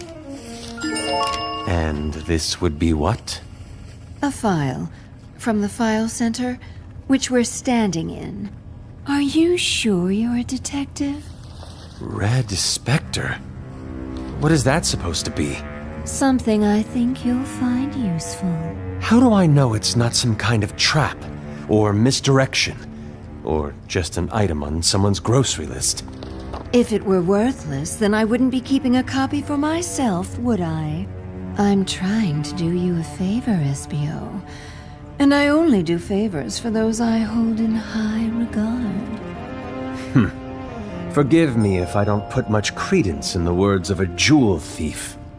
The only reason you don't trust me is that you don't know me very well. We could fix that. What do you say? Dash off into the night and be my partner? The chaotix function best as a unit. I can't just wander off on my own for no good reason. Right.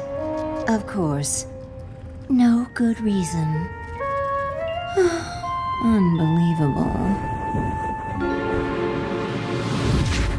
Chaotix. Meanwhile, Charmy and I had been slapped in chains and stowed in what the soldiers called an interview room. As if I couldn't tell we were about to get the 3rd degree. Sorry about the handcuffs, Vector. It's okay, Charmy. And the tubas. Don't worry about it. And getting us caught. I said it's okay! No, I knew you were mad at me! Chaotix. Sad state of affairs when the supposed good guys are breaking the law. Commander Tower? I knew we'd gotten ourselves in hot water with Gunn. But I wasn't expecting to get a visit from Commander Abraham Tower, the head of the entire organization, standing there, all gray hair and starched uniform. His mismatched eyes bored into us with an icy kind of scrutiny, the sort of look that makes you want to apologize for things you haven't even done. Commander Tower had a reputation for not suffering fools. I decided to reserve judgment on the commander. But I couldn't deny that sitting there in shackles, Charmy and I were the fools. Remove those handcuffs, Private. Private, you're dismissed. So, where's your 3rd member, the so-called stealthy one? He's? He didn't come on this mission, Commander. It's just Charmy and me. I see. And why, may I ask, were you caught committing vandalism of gun property as well as trespassing? I had a couple different ways I could play this. I could go for innocent, claim ignorance, try to apologize and be on our way. Or I could lean into some outrage and demand that he let us get on with our legitimate work. Or I could level with him about my suspicions concerning Gunn's involvement. Outrage it was. Commander, I demand you let us go at once. We are bona fide private detectives working on behalf of a respected professor from Spagonia University. And by detaining us here, you are interfering with important work. Yeah, and those tubas were stupid anyway. Nobody wants oompa oompa music at a can opening. Grand opening. You mean this, respected professor? Professor Tori! Hi, Tori! What are you doing here? The realization hit me harder than a bubblegum ice cream headache. Professor Tori, the mysterious woman who walked into our office, hired us, and started us on this wild goose chase, was some kind of double agent. And she'd played us like a pair of freshly dented tubas. Hello, boys. As you can see, Professor Victoria works for us. She's what you might call an acquisitions specialist. Wow, you have to have 2 jobs? Does that mean you're broke all the time, like us? Look, Charmy, Vector, I've been ordered to recover those astroscopic lenses at all costs. I'll bet. Recover them for guns use, right? So much for keeping them in museums where they belong. I'm sorry you feel misled, Vector. I hired the chaotix because the thief seemed to have some sort of connection to you and Sonic. And I figured if you stumbled across something, it would help me find the artifacts that much faster. Stumbled? That's what you think of us? We couldn't possibly solve the case on our own, huh? Or if we did, it'd be by accident? That's all we are to you. Some kind of third-rate backup plan? Commander, if I may have a word? Of course, Private. You'll be all right in here, Professor?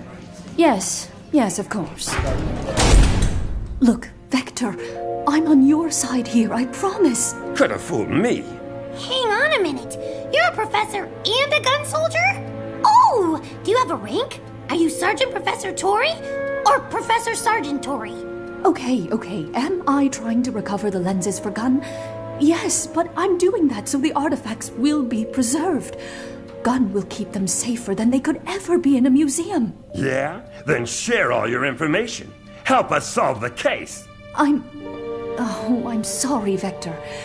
As far as that goes, my hands are kind of tied. Our hands were tied. We had handcuffs. Let me try to prove it to you. Make a gesture of good faith. It's not that I don't believe in you. Just wait here, all right? I'm going to see if I can get you both released. Yeah, well, it doesn't look like we have a lot of other options at the moment, Professor. I am sorry about this, truly. I hope you can forgive me at some point. Take care. My mind reeled. Was Tori good or bad? On our side? Or, well, if she wasn't on our side, I had no idea whose side she was really on. And I hated not being able to trust my own instincts. So she is a professor? I suppose so. And a soldier? Maybe. Sure, yeah. I don't know what to think anymore. Well, I still like her. I think she's nice. I hope you're right, kid. Okay, listen up. We're breaking out of here. We are? Awesome! How? See that air vent? You fly up there, crawl through it, sneak up on a guard, and when he's not looking, you grab his keys.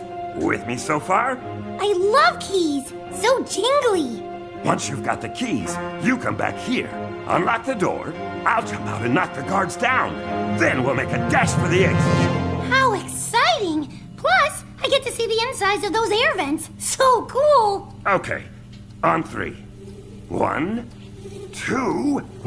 Our plans fell apart like a house of playing cards as the commander came in the door blustering like a gust of wind, and we got lost in the shuffle. All right, you two.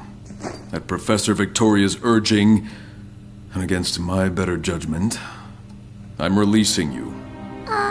Does this mean no air vents? Shh. But I'm giving you a warning.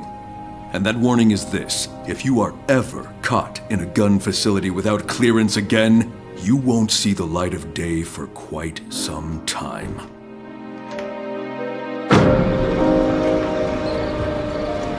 And just like that, Tower threw us out. I suppose, given the circumstances, we got off pretty easy. Standing there outside the huge front gate, though, nothing about this case felt easy. All I could see were a lot of questions and not many answers. What did Gunn really know about the astroscopic lenses? Why did they want them?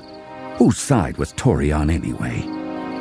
Lucky for us, Espio's part of the mission turned out better than ours. Espio! Where have you been? Did you get thrown in the slammer like Vector and me? No, but I did get my ego trampled all over. Again. Let's head back to the chaotix copter. You can fill us in on the way. Chaotix. It didn't take long to swap information with Espio. His spirits were lower than a cockroach's belly in a Station Square gutter, despite coming away with a solid lead. So anyway, Rouge knew I was there. The whole time. So I missed her again? Oh man, I never get to see her. She's not avoiding me, is she? Why bother turning invisible?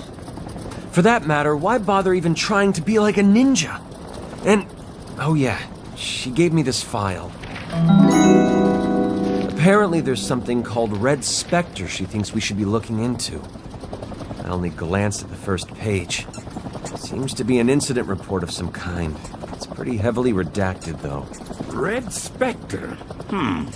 Is it supposed to be self-referential or something? Rouge is another word for red, isn't it? Coming from her? Who can say? Look at it this way, Espio. You wanted to be challenged, right? So this is your challenge. Yes, challenged. Not humiliated. I do not think I have ever had a case go this badly before. Oh, come on now. Look on the bright side. At least you didn't get caught and thrown in a cell. There is no bright side, Vector. My luck has never been worse. Whoa, that didn't sound good. No, you want to talk about luck? I'm the one who accepted a job under false pretenses. How's that going to play if the rest of the private investigator community finds out about it? Guys? Is the engine supposed to be making that noise? Vector, I hardly think you can compare taking on a dodgy client with suffering abject failure. I can and I will, because right now I am an abject failure. I'd be better off trying to become an extreme gear champion than a successful PI. Hey, guys! I know I'm not like a mechanic or anything, but the blades are supposed to be turning, right? Well, I'd rather be an unsuccessful private investigator than whatever kind of pitiful, failed, wannabe ninja I've turned out to... What happened to the engine? That's what I've been trying to say! Something's wrong! It's not responding! It's not responding! Looking back on it now, with the chaotix copter plummeting out of the sky toward our certain deaths, I could almost laugh at the philosophical lesson of it all. No matter how low you get, there's always some place even lower. The chaotix copter is going down! Crash positions, everybody!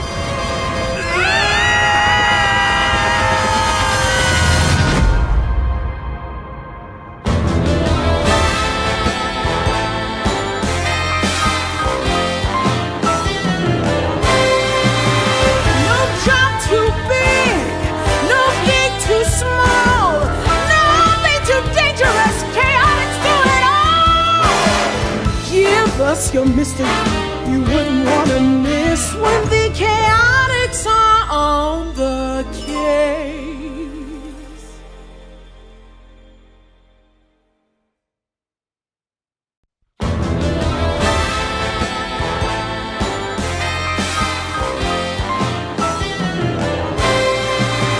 No job too big, no gig too small, nothing too dangerous.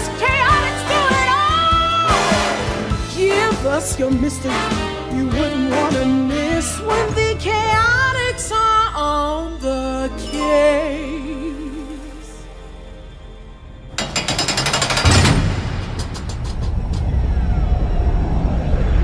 Well? Well, what, Dr. Eggman? I've spent so long in your cage, I'm getting all distracted and stir-crazy. Don't give me that! You were retelling your meandering whodunit just fine until you got to the part where you and your cohorts were falling from the sky in a ramshackle helicopter. How did you, SBO, and Charmy survive? Oh yeah, that.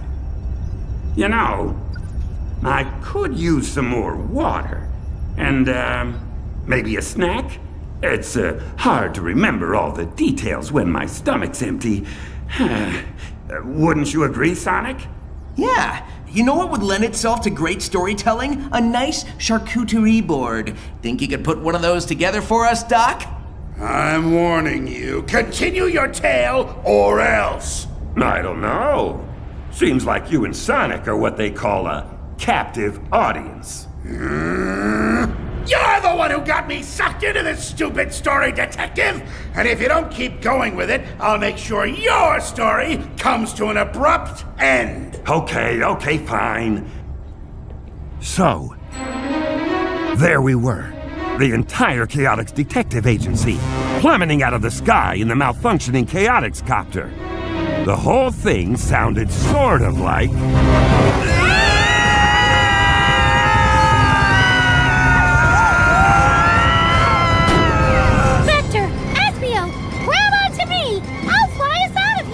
No way, Charmy!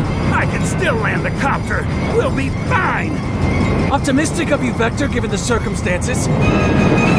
I'm serious, SBO. I can still steer. A little.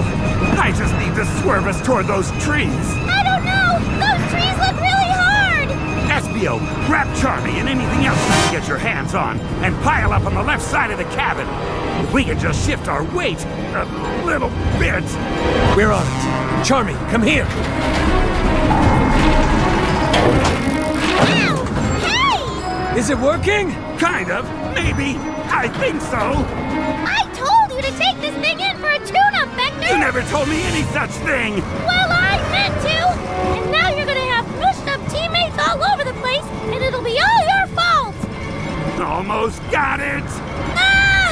Espio, I'm the one who ate all your yogurt! Now's not really the time, Charmy! Almost got it! And one time, I accidentally sneezed into your house slippers! I don't even wear house slippers! Almost got it! And once I was playing with your Super Ninja action figure and accidentally broke it and I was scared you'd be mad, so I flushed it down the toilet! That was you? Brace for impact!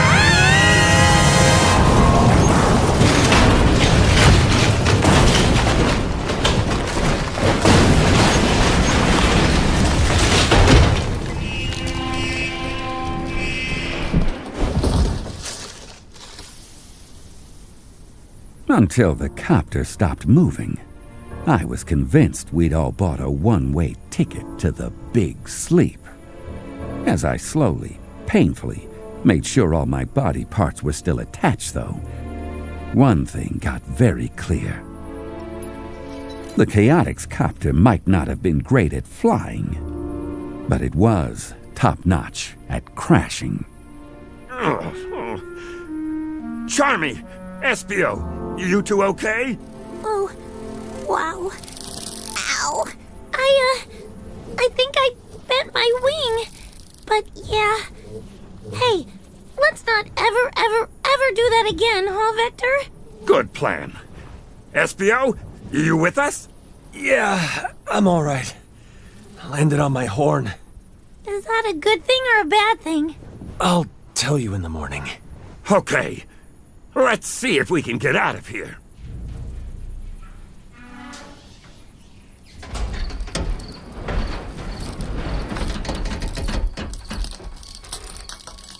Where are we anyway? I would say we're in a really big meadow somewhere.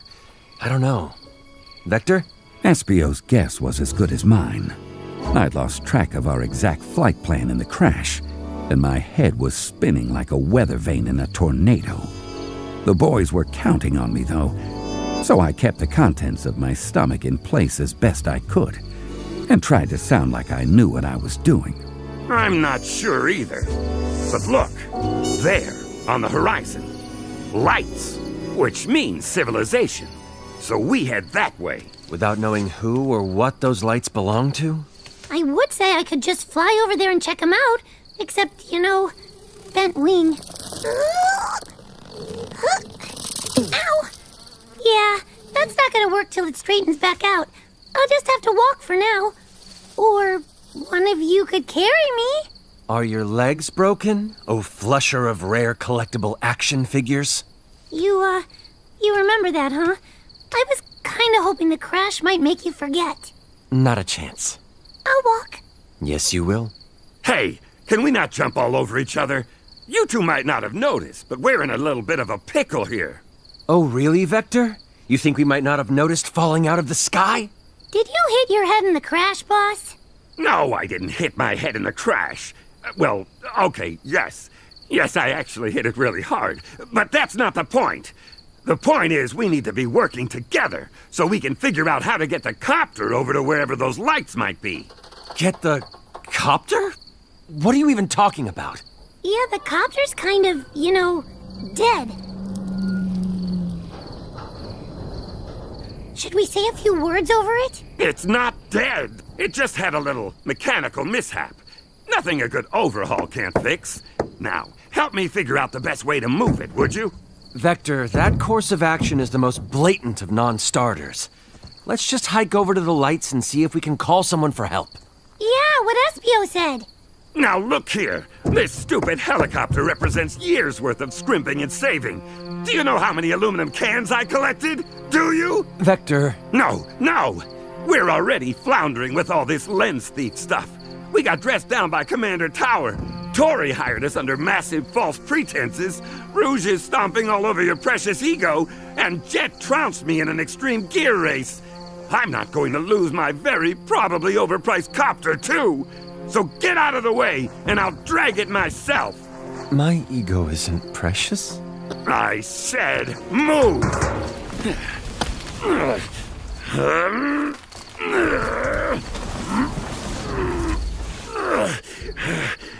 See? It's moving.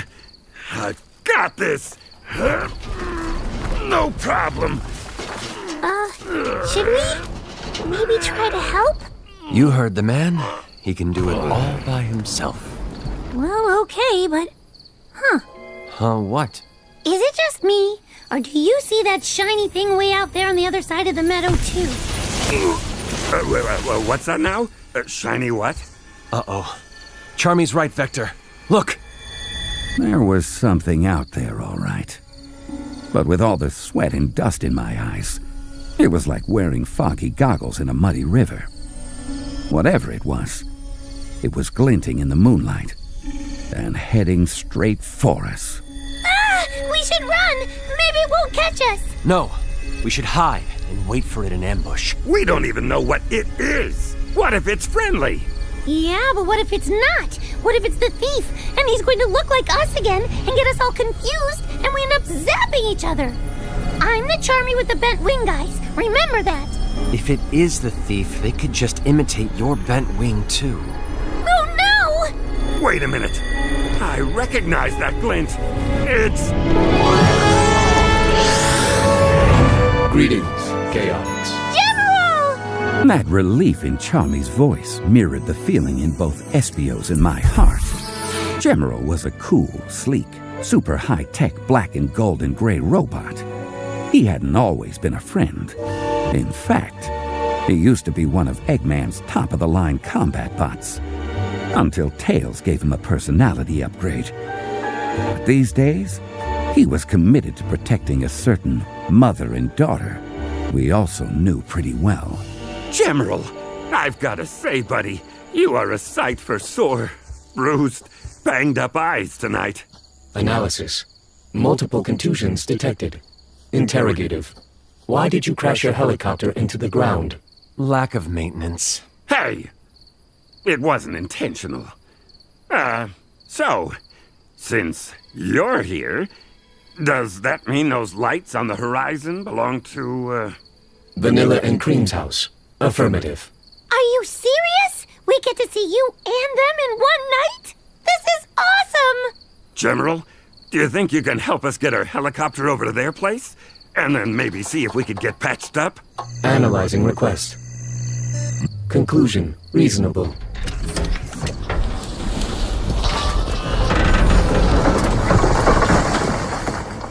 Please, follow me. Wow! He just picked up the whole copter! He's way stronger than you, Vector. I'm gonna overlook that bit of obvious commentary and suggest we head after him. Also, sorry I snapped at you guys. I can't stay mad at you, boss. The evening does seem to be looking up. Let's follow that copter-carrying robot. He makes it look so easy, huh, Vector?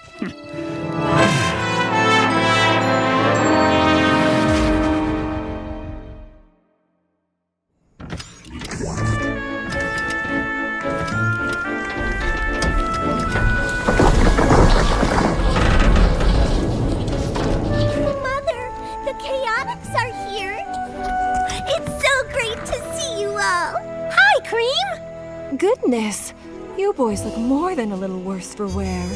General led us to the home of Vanilla the rabbit and her daughter, Cream.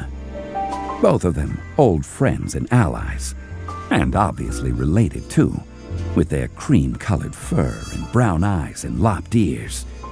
Cream had taken part in her fair share of adventures with Sonic. She had a good head on her shoulders, plus those lopped ears let her fly. Vanilla wasn't a fighter, but she was a good, smart, strong, kind woman. And, if I may be so bold, more than a little good-looking, too. I found them in the meadow. What were you doing in the meadow? Loitering. We were not loitering, General. We are a bit banged up, though. You wouldn't happen to have a first aid kit? Of course! Come inside, come inside. You can tell us what's going on while we see to those cuts and scrapes. Over the next half hour or so, we told Vanilla and Cream everything about our case, through when the chaotix copter decided to give up the ghost. Wow, what an adventure! It sure is. Hey, want to come along and help us with it, Cream?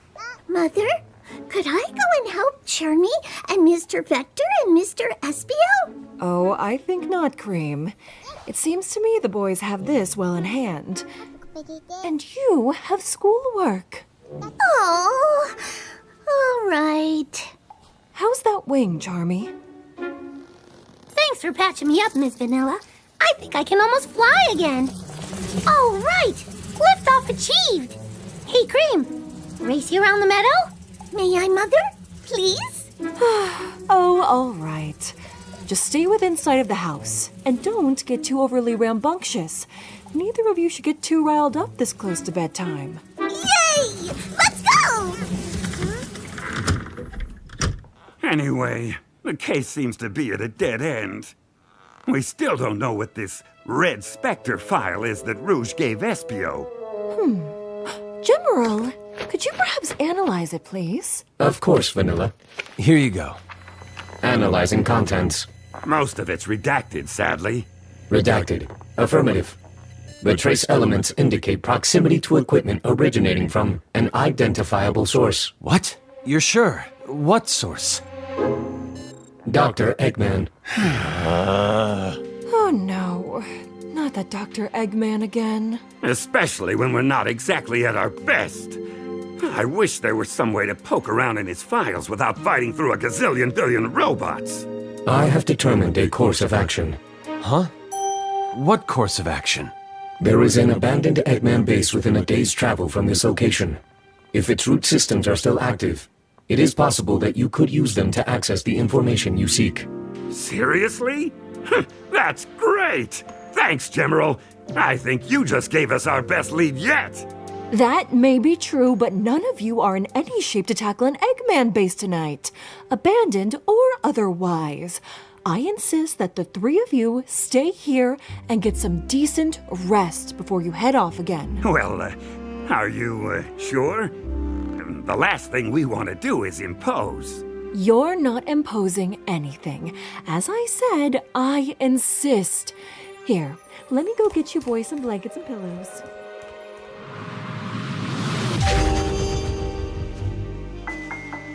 Vanilla made up places for us all to bed down. The trouble was, my mind kept racing like a hot rod at full throttle. Eventually, I wandered outside and just spent a while staring up at the stars. Each one like a single lonely window, flickering with desperate, unheard stories. I guess I hoped it would make our problem seem smaller, less daunting, easier to handle. No such luck. Vector, what are you doing out here by yourself? Like I said before, Vanilla was quite a woman. I guess you could say I'd been carrying a torch for her for quite a while. Problem was, every time I got the chance to say anything, I froze, like a puddle of water in the ice cap zone. Just trying to gather my thoughts. Any way I can help? Honestly, Vanilla, I'm feeling like a complete failure from top to bottom. Somebody's gonna end up writing a whole book about how badly I've botched this case. Come on. You're a good detective. Things can't be that bad. I wish I could agree with you. Right this second, though, I've got to wonder what business I have trying to solve any crime, much less this one. Vector, please, listen to me. You're the one who followed the trail of clues that got you here, aren't you? You're the one who got the agency hired in the first place. I mean, it was all a team effort. See? Right there. That's what I'm talking about. You're a great leader. You're the glue that holds the chaotix together. You know Espio and Charmy would do anything for you, don't you? Vanilla's words took me off guard, but what surprised me even more was when she slid an arm around my waist and snuggled up to me, her head resting on my shoulder. You have a very active imagination, Vector. I hate to agree with the rodent, but he's right. You, sir, are an unreliable narrator. I'll have you know I'm recounting these events exactly as they... kinda as they... Well, I'll tell it how I want to. As her head rested on my shoulder, she turned to me and said, Maybe I can just stay here and watch the stars with you for a while? Well, of course. Yes, I'd like that. You know, Vector, you and I always seem to have terrible timing. Can't argue with you there. But, if you're willing, I'd like to try to improve on that. Once this case is wrapped up. That would be lovely. Then maybe we can get away, just the two of us. But for now, you need to get some sleep. Those big, strong muscles need their rest. Oh, come on! That doesn't sound like Vanilla at all. No way she said that stuff. Stop interrupting. Vanilla and I made our way back to the house. But as we went, a flash of movement from the front yard caught my eye, and I decided we'd better take a look.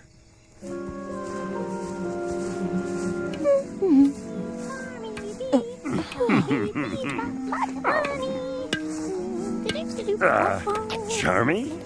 What exactly are you doing with the chaotix copter? I'm fixing it in my new role as chaotix mechanic. No offense, kid, but since when do you know how to fix anything? Hey, it takes one flying thing to know another. Just you wait. By morning, I'll have the old bird fit as a fiddle and a raring to go. Why is he talking like an old prospector all of a sudden? Hard to say. Okay, pal, just don't hurt yourself, all right? And don't stay up too late. We've got a big day tomorrow. You got it, boss.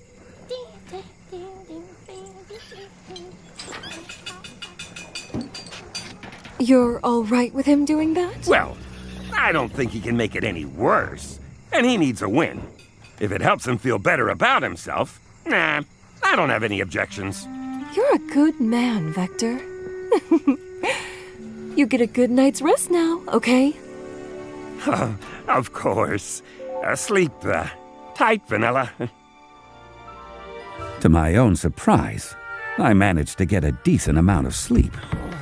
SPO and I stumbled out of the house the next morning, rubbing our eyes and yawning, but we weren't prepared for the sight that greeted us.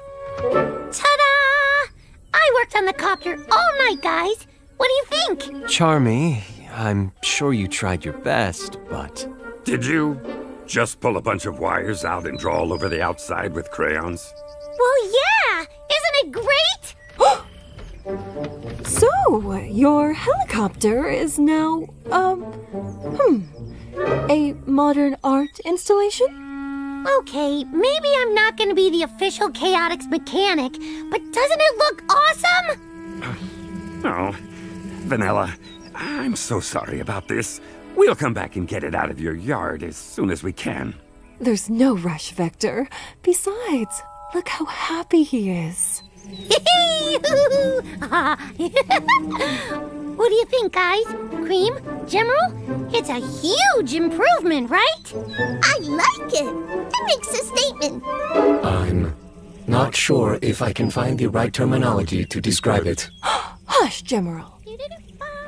All right, it's time we get moving. General, can you give us exact coordinates for this abandoned base? Affirmative.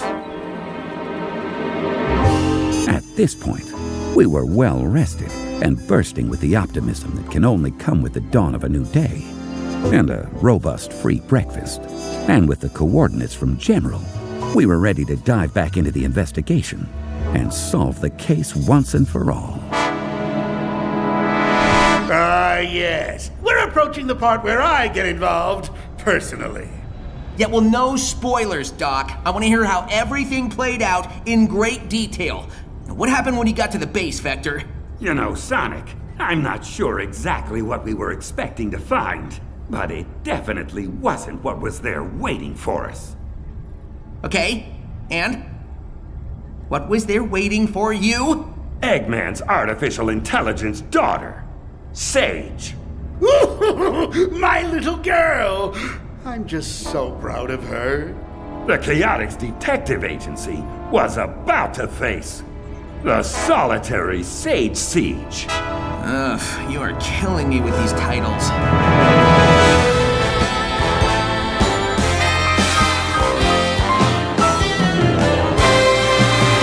No job too big, no gig too small, nothing too dangerous, chaotic do it all! Give us your mystery, you wouldn't want to miss when the chaotics are on the case.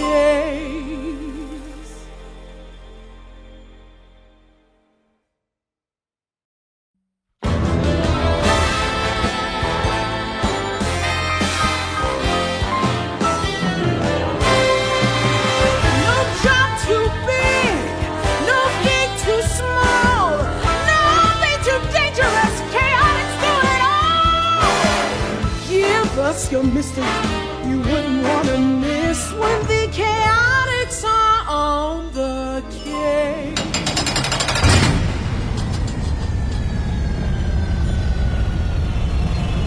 Oh, finally!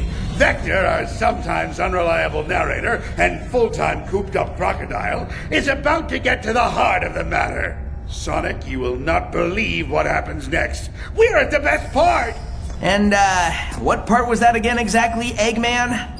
The part where Vector and Espio and Charmy meet Sage, my brilliant AI daughter. So come on, Gumshoe, let's hear it. Tell me in the rodent how brilliant my perfect little creation is.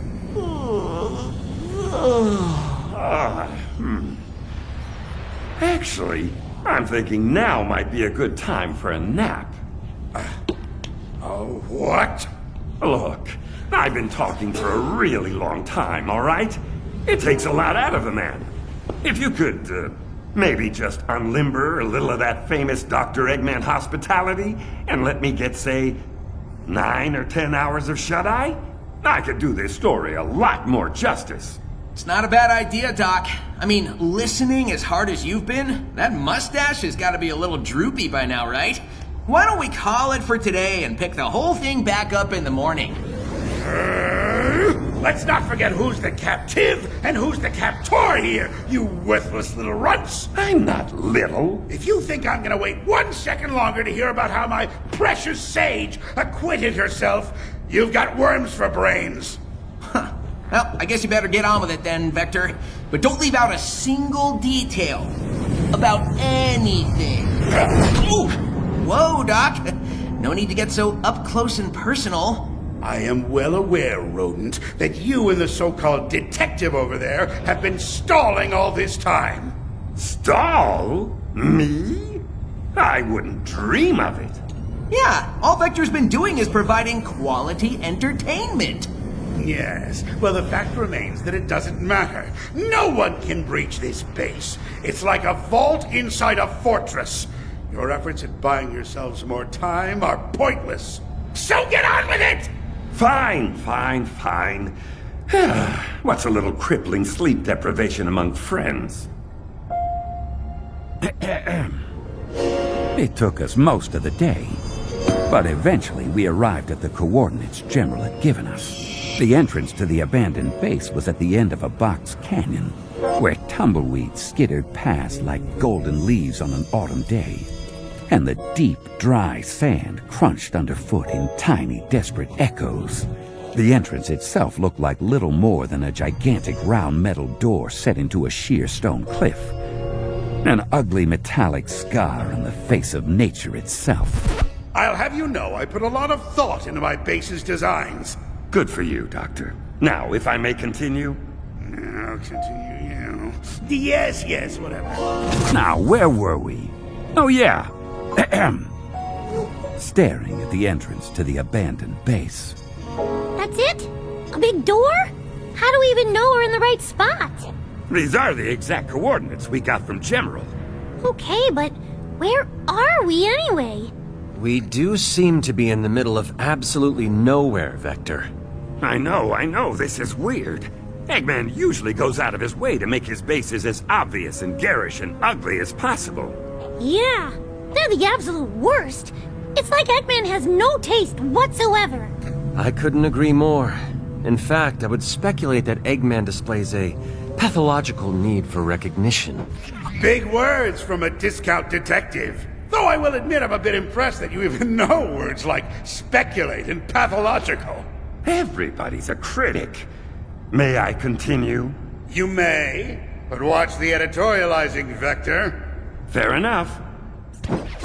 We decided what we were looking at was some sort of stealth base.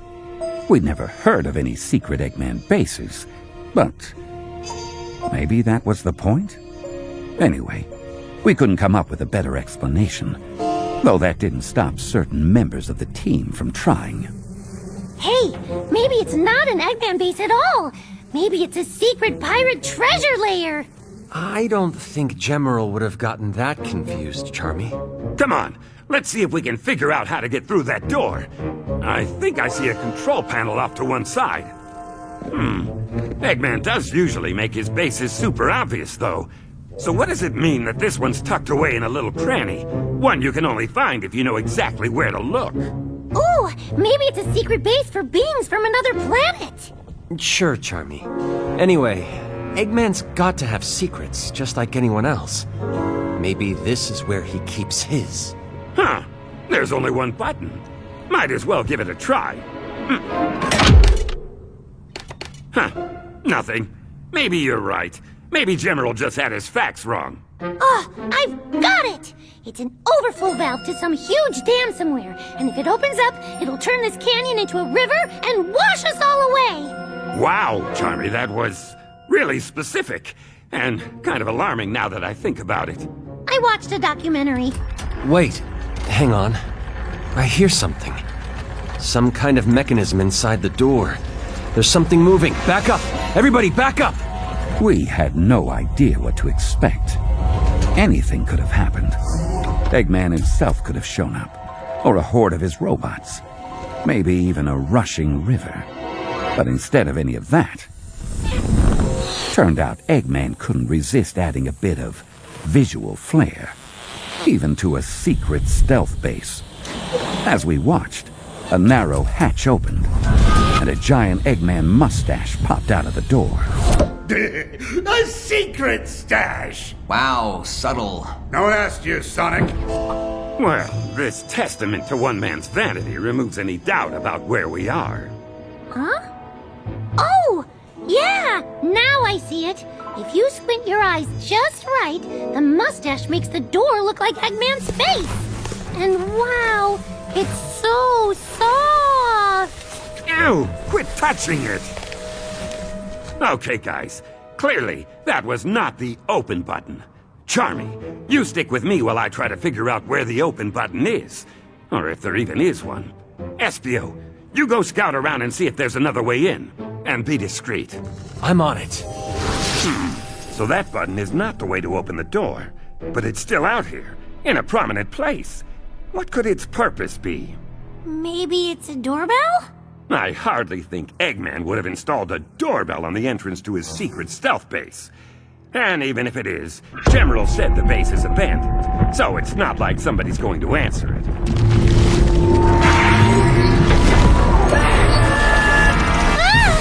robot! Big robot! Charmy, get behind me! Big robot indeed. The thing that had just burst up out of the ground and almost given us both heart attacks was an egg hammer, one of the heavy hitters in Eggman's army. And the thing it used for those heavy hits was a gigantic hammer. Oh, hence the name. Can't believe I just now put that together. Watch out, Charmy! It's gonna try to flatten us! Well, if that thing hits either one of us, we're pancakes! I'm gonna try and sting its head! No! Charmy, wait! Can't flatten us if you can't see us, you big metal meanie! Uh-oh! I don't think it's working, Vector! In fact, I think I made it mad! Look out! Yow! It almost nailed me! And if your stings had no effect, I don't think whacking it with my tail would do much better. Whoa! Here it comes again! You okay, kid? Yeah, but for how much longer? I know. We can't keep dancing around it forever. Charming, do you trust me? Well, yeah. Why? You got an idea? Did you ever see Sonic and Tails do one of those whirly combo attack things? You mean like when they grab hold of each other and spin around real fast? Look out! That might be our only chance here. Well, hey, what's the worst that could happen? We both get squashed into hockey pucks? Yeah, basically. What the heck? We won't know till we try. Okay, grab my hands and spin! Now, Charmy, towards the big robot guy!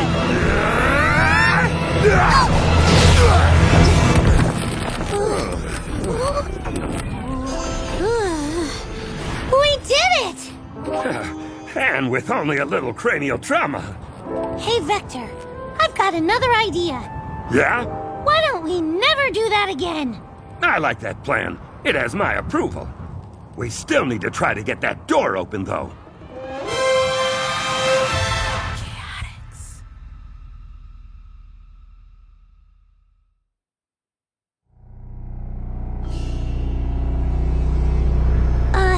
Vector? Do you hear that? Afraid so. Do you know what it is? I can't even tell where it's coming from. Is it giving you the willies? Yeah, it is. It feels like Like something's coming? You are not allowed Vector? Since when do ghosts look like little white-haired girls in white dresses with blue glowy stuff all around them? pretty sure that's not a ghost, kid. But I can see through her. Yeah, but you can also see all that blue computer code inside her, right? Oh, well, yeah. What we're looking at is some kind of hologram. Isn't that right, Miss? Sage. And yes, you are correct. I have manifested in the form of a tangible hard light hologram made of digital energy. You two are part of the Chaotix Detective Agency. Yes, Vector the Crocodile and Charmy Bee. How'd you know? We've never met, have we? I have extensive records. Okay. Well, nice to meet you. Also, what are you? Charmy, don't be rude. No offense was given, Vector. Know, young bee, that I am Dr. Eggman's greatest creation. A sentient, artificially intelligent being who both embodies and controls the Eggnet. Put more simply, I am Dr. Eggman's daughter. And I reiterate, you are not allowed to be here. If you'll, just excuse us for a second, Sage, please. Charmy, come here. Okay, this is serious. If she's in charge of the Eggnet, she's in charge of Eggman's robots. Oh, you mean like that egg hammer? Yeah, exactly. So she's actually the one who just tried to squish us? It's looking that way. Now she's just floating there, all calm-like. What do we do? I think, unless she sends some other kind of huge robot after us, we'd better try to talk to her. Okay, but be really polite. I will. Really, really polite. I will.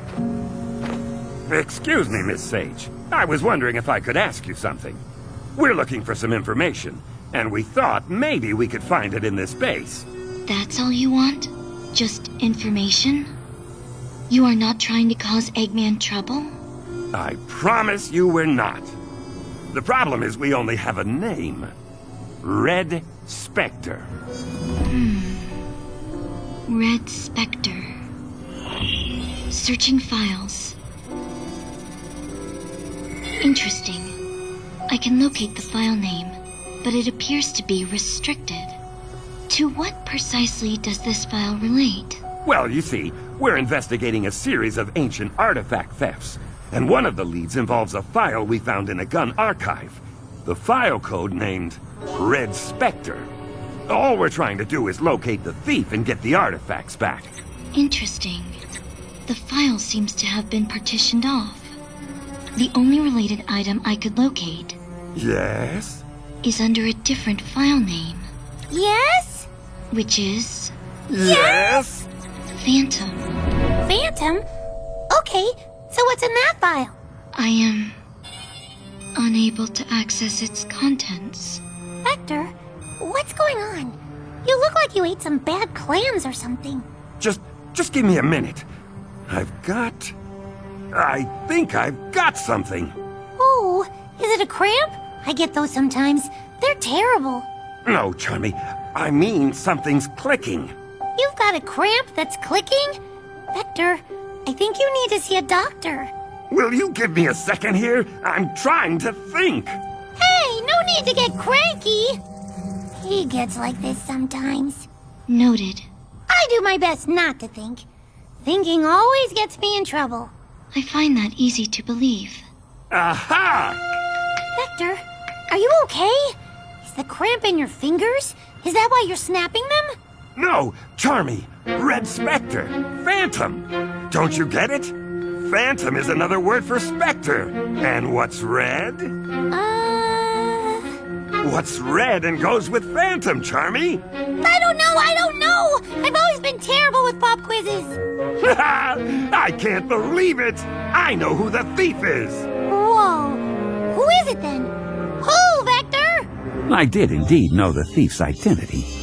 What I did not know at that moment was the unexpected encounter Espio had found himself wandering into while we dealt with the egg hammer and Sage. If I were an underground stealth base, and I needed some ventilation shafts, where would I put one, and how would I conceal it? Well, would you look at that? An artificial shrub, with a hinge at the bottom, just asking to be opened up. Let's see what we find when we crack it open. Boo. Rose, would you please stop doing that? Doing what? Appearing out of nowhere and scaring me out of my skin. But I didn't appear out of nowhere. I appeared from the old Eggman base, which is what you were trying to find a way into, right? Honestly, Espio, between your attempts at being a ninja and a detective, I think you might make a good janitor.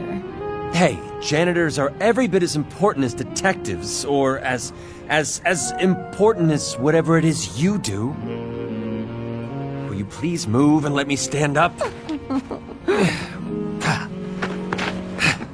What are you doing here anyway? Well, I'm not about to just walk up and ring the doorbell to an Eggman base, that's for sure. All right, well, what did you find? Inside the base? Nothing. The vents sealed off at the bottom.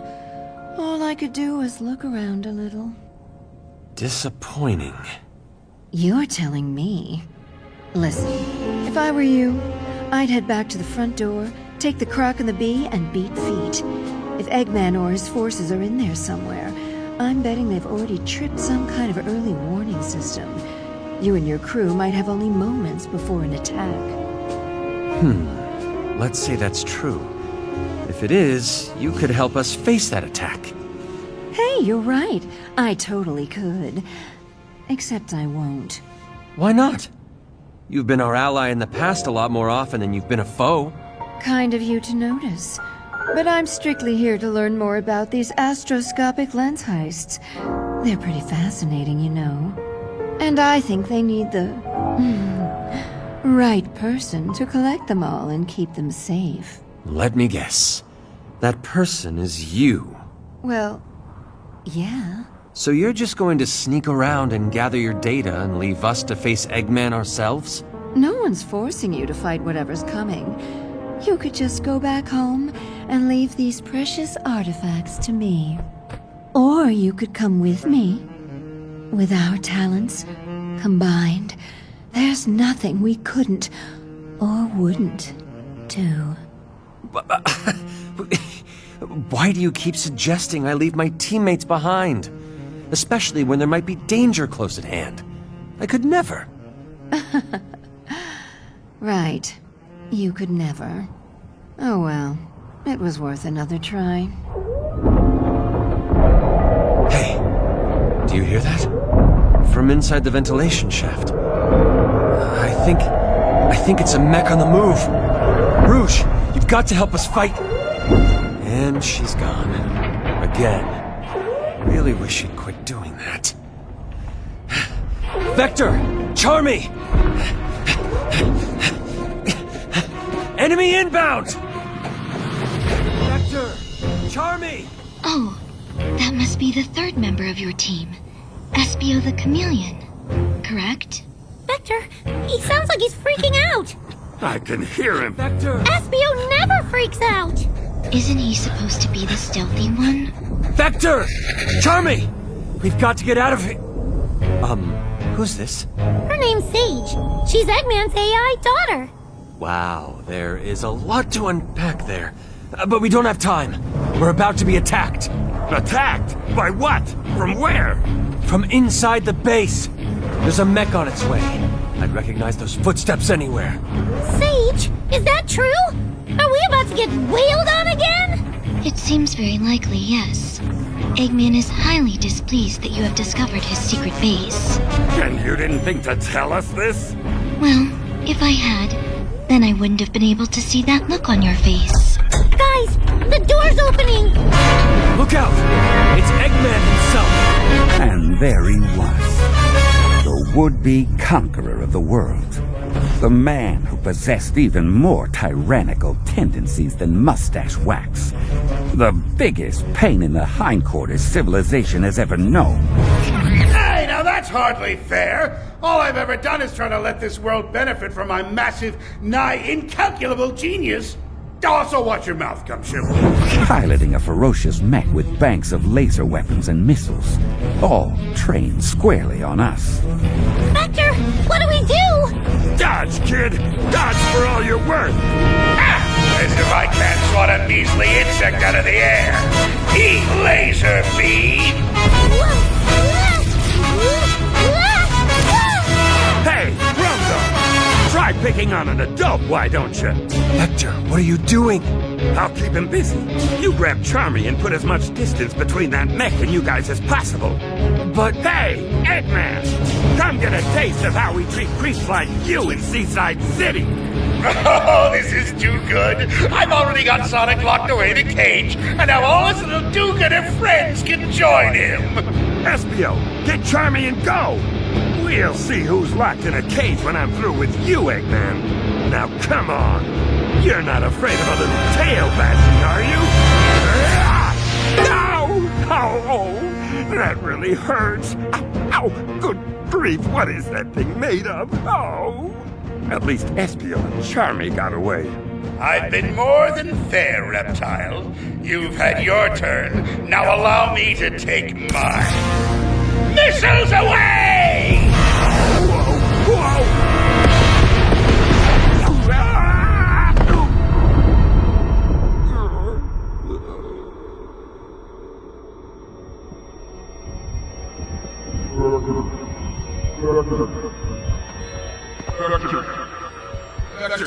Vector, it's me, Sonic! Wake up! Wake up!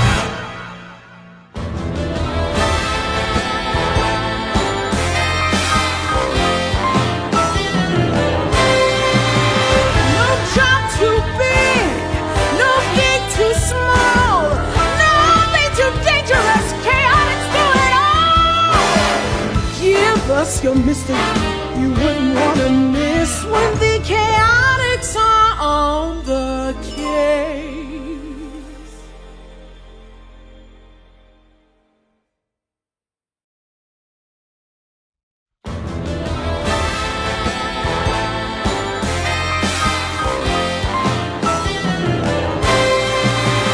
No job too big, no gig too small, nothing too dangerous. Chaotix do it all. Give us your mystery you wouldn't want to miss when the chaotix are on the cave. So yeah, that's when I woke up here, caged inside of a forgotten Eggman base, and with world-renowned hero Sonic the Hedgehog already locked up too. Which reminds me, I've been meaning to ask, Sonic, how'd you let Eggman get the drop on you anyway? Yes, rodent. Why don't you explain the circumstances that resulted in your incarceration? I got a call for help from Tails, or at least I thought it was Tails. He's getting pretty good at taking care of himself, so it had to be serious if he was calling me. So I came out to check and found someone who looked like him, except it wasn't him. Because next thing I know, I got zapped by one of Eggman's ray guns and woke up here. Wait, you got lured into a trap by someone masquerading as someone you know? But, Dr. Eggman, you're not the... You can't be the lens thief. Ha! Your understanding of the situation is as limited as your vocabulary. Hey, I know words. Eloquently put. No, Gumshoe, I'm not the one who's been absconding with your precious artifacts, but I do have something in common with them. And thanks to you, now I can capitalize on the situation. Because you see, I've had this the whole time! That's the last lens! You bet your tacky headphones it is, Crocodile. Now, you were, I believe, about to reveal the identity of the thief who's been making off with all the other lenses. What was that? Sage! Yes, Doctor? What was that disturbance I just heard? Something appears to have tripped the perimeter defense in Sector 3. Fine. This base is impregnable, but if your little cohorts insist on flinging themselves into it like bugs against a windshield, I suppose the least I can do is go scrape them off. Stay put, you two! That never gets old. Vector, did you know Eggman had the last lens? How could I have known he had the last lens, Sonic? Okay, well, in any case, were you serious when you said you knew who the actual thief was? Yes, come here. I don't want Sage to overhear me if I can help it. It's Infinite. Infinite? No way! Espio, Charmy, I knew you'd come for us. The Chaotix Detective Agency, together again. Yeah, Espio showed us how to sneak in. Plus, we brought Tango and Whisper and Tails, too. The stealthy part would have been a lot more difficult without Tails providing a distraction. Those improvised explosions were impressive. Aw, thanks, Whisper. But how? Eggman said this base was impregnable. Well, let's just say, when it comes to genius inventions, looks like it's Tails 1, Eggman 0. Hey, Sonic, you okay? Yeah, a little worse for the wear, but nothing I can't run off. Now, if you guys will please just get us out of here. Hey, Espio, a little help? On it. I can pick these locks. It'll only take a couple minutes. We may not have a couple minutes. I know. Eggman could return any second. I'll hurry. Or Tails could bomb the locks. Well, Tangle, we can either do it quiet or we can do it fast. No, that's what I'm trying to say. Eggman probably already knows you're here. He's got his creepy AI kid Sage monitoring the whole base. Let's go for fast then. Tails, want to do the honors here? Sure thing, Sonic. Oh, you gotta be kidding me. After that big distraction I said earlier, there's only enough material left to get one of you out. I got it. Tails, you bust Sonic out with a bang. Espio, time to show off your lock-picking skills. That works. Ready, Tails? One lock-busting bomb coming up. Tangle, stand back, please. Oh, hang on, wait a minute. Just a second ago, you were saying the real lens thief is Infinite? As in the super bad news former mercenary Jackal, who used to be Eggman's right hand? Yes, right. The file name is what tipped me off. Red Spectre. Sonic, what's another name for Spectre? I know, Phantom, you said that. But how's... Oh, Ruby Red, Red Spectre, the Phantom Ruby! Exactly. When Infinite had the Phantom Ruby, he used it to create all sorts of fake versions of stuff. Something like the astroscopic lenses would be right up his alley. Because it seems like they do sort of the same thing. And Eggman just confirmed it. One lens let him pretend to be Tails so he could capture Sonic. Hey, okay, no need to rehash irrelevant details. Anyway, if Infinite found another lens out in the wild somewhere... That's how he's pretending to be other people, while he's stealing the rest of them. Okay, but what happens if Infinite gets all the lenses? Would that make him as powerful as he was when he had the Phantom Ruby? No! That power shall be mine! Eggman? Since when did you start just appearing from out of nowhere? Since I gained possession of this splendid lens artifact, Detective. And now that you've supplied the last piece of the puzzle, namely Infinite, I'll have no trouble commanding my former subordinate to hand over the rest of the lenses! Fire in the hole!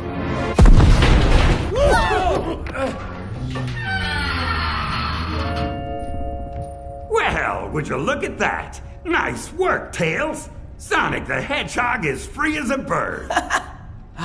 Freedom never felt so good. Espio, how much longer? This is a long couple of minutes. I've almost got it. Just need a little more time. Eggman, you might as well just hand over that lens before things get rough. Rough like this? Get away from that cage, lizard! Espio, are you okay? Here's a little tidbit for you to ponder while you enjoy my lovely cage, Vector. Your grimy little helpers only made it into the base because I instructed Sage to let them in. As if a ridiculous little wannabe ninja could infiltrate my defenses. Wow. Unnecessary. Well, Espio, you did let Rouge steal one of your kunai earlier. Wow, unnecessary. Attention. Oh, great. Sage is back. Stage 5 protection protocol initiated. Engaging all blast doors. There really is no escape now. Hey, Dr. Eggman. Before we make any rash decisions here, or engage in any kind of disagreement that might end up causing hurt feelings, or, severe lacerations, there is one thing I don't understand. Have you not already stalled for enough time, Gumshoe? Do you not see that it was all for nothing? But that's what I'm talking about. My theory of the lens thief being infinite is just that. A theory. The last time we saw him, he had, kind of died in battle, remember? As I recall, no body was ever recovered. And given my former lieutenant's resourcefulness, tenacity, and truly astonishing ability to hold a grudge, you'll have to consider me not at all surprised if he turns up very much alive. Doctor, this Infinite. According to my files, he was a black-furred jackal with white dreadlocks, in possession of a metallic mask decorated with a black lightning bolt over his right eye. Is that accurate? Yes, Sage. Why do you ask? Because he just appeared directly above our current location. What? Take cover! The ceiling's coming down! No! My impeccable base! Looking pretty pregnable from here, Doc. There's debris dropping everywhere! Get to the walls and take cover! The walls, people! The only good thing about still being locked up in a cage is that I'm protected from the hailstorm of concrete raining down from above. And what's a hard-boiled detective to do in a situation like this? Well, they say it's never really over until the Eggman sings. Or something like that. And I don't hear any singing. So that means it's go time. Except I'm not going anywhere. But I can use my voice to help out my friends. Hey, Tangle! Grab Tails, quick! Tails, watch out! Oh, thanks, Tangle. You pulled me out from under that boulder just in time. Guess your one tail is faster than my two, huh? Oh, don't thank me yet. Feels like the whole base is destabilizing. Whisper! Put that variable wisp on to good use! I'll take out as many of the smaller rocks as I can. Espio! Where's Charmy? We're over here, Vector. I've got him. Espio grabbed me and did a ninja flip. It was awesome! Whoa! There's no more ceiling! Sonic? What is that? You mean that jet black glow in the sky? Yeah, the one that's getting closer and making me want to jam some of these rocks into my ear holes. Oh, I think we can guess.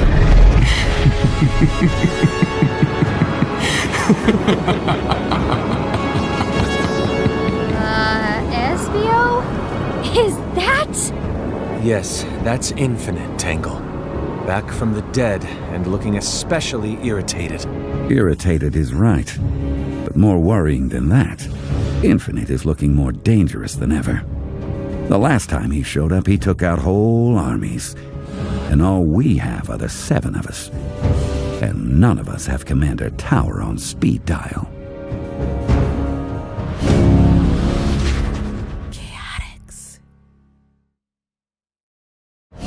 Infinite, my most trusted and accomplished lieutenant. Dr. Eggman. I'm given to understand that you've done me the favor of collecting the rest of the astroscopic lenses. Yes? Done you the favor, have I? Indeed. Now, be a good soldier and hand them over so that I may complete the set. Ah, yes. I see you have the last one right there. Yes, indeed, my esteemed subordinate. And once I've collected... Give me that!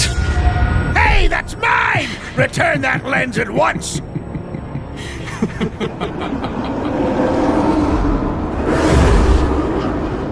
And there he goes. Right back up the way he came. It's probably too much to ask that Infinite could just take off and, leave us alone now. Way too much to ask, yeah. I can't believe it! Betrayed by one of my most loyal soldiers! And it's all because of you, Vector! Huh? Me? How is any of this my fault? The chaotix were just minding our own business when this whole lens heist thing fell into our laps. Whether that's true or not, I'm still going to take it out of your hide! Do you realize how much power could have been mine if I'd gotten the whole set of lenses? No, no one does. Because we don't know what they do. Doctor? All of you! Every last one of you has been nothing but a royal thorn in my backside since I had the displeasure of making your acquaintance. I'm going to bring the rest of this ruined, useless base down on your heads! Doctor. Oh yeah? You and what army? The one we've been slamming into bits and pieces on the regular? Forget the army. I'll drive you all like tent pegs and I'll do it myself! Doctor! What, Sage? What do you want? Long-range telemetry has detected a floating platform concealed inside a cloud, suspended approximately 2,000 meters overhead. Yes, and? It appears to consist of a control deck affixed to a vertical scaffold. Please, get to the point. In which there seems to be the entire set of astroscopic lenses stacked like magnifiers in a giant telescope. Oh, wow! Let me guess. They're focusing a beam of power directly onto Infinite. That would be correct, Miles Prower. The platform tracks his movements on the ground below. And I'm betting as long as all the lenses are focused on him, he'll be constantly connected to whatever power they give him. Hey, I'm awesome at breaking stuff. I could fly up there and try to break the thing. That might not be a bad idea. Charmy and I can both fly and... Forget it! Not till we know more about what we're dealing with. Watch out. He's coming back. I could obliterate all of you in a heartbeat, but that would limit your suffering. A speech? Talk about suffering. Therefore, I will explain to those who do not know me exactly why you are about to meet a blizzard. Whoa! There's like 6 Infinites! They're all over the place! How's he doing that? It's the lenses. Instead of making duplicates of us, he's made duplicates of himself. Once, long ago, I was a mercenary commander. Along with my Jackal squad, I accomplished greatness. Until I realized that I saw no value in the world. Everywhere I looked, I beheld nothing but worthless people, bent on achieving meaningless goals for petty, shallow reasons. Tangle, use your tail! There's an Infinite right next to you! Whoa! My tail went right through that one! They're illusions! The real Infinite's gotta be here! Get him! Take them all down! Charlie, sting attack! Sonic, homing attack that one!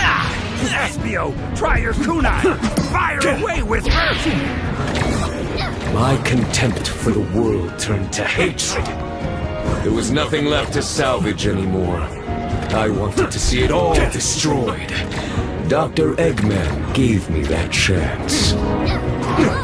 Well, now I think that's overstating things a bit. The real Infinite's gotta be here somewhere! I've got his heat signature, but he's moving too fast to target. Eggman gifted me the power of the Phantom Ruby, and I became transcendent. No longer a simple mercenary. I grew into something more, something far greater. Keep going, everybody! We gotta bring it down before things get worse! Tangle, look out!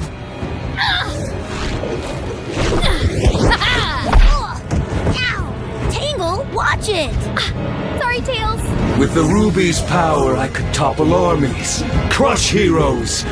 I could raise the world and replace it with whatever I wanted. I became an irresistible force. And I hated the dullards and weaklings who opposed me, believing themselves to be immovable objects. Especially Sonic. Everybody, get shoulder to shoulder, so you don't hit anyone accidentally! Except maybe Eggman. Hey! Time after time, Sonic threw himself in the way of my plans like a massive wrench in the gears. Why did he have to challenge my strength and the power I was entitled to? Because of those arrogant fools and the worthless cronies who aided them. And Dr. Eggman taking back my power, I lost the day and only escaped thanks to a final bit of deception. He sure is talking an awful lot, Espio. That he is. And I'm getting more and more nervous with every word. Yeah, it's like Infinite's waiting for something.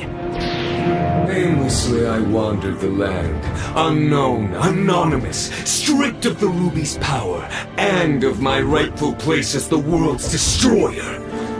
A pitiful thing I had become, exiled, disgraced.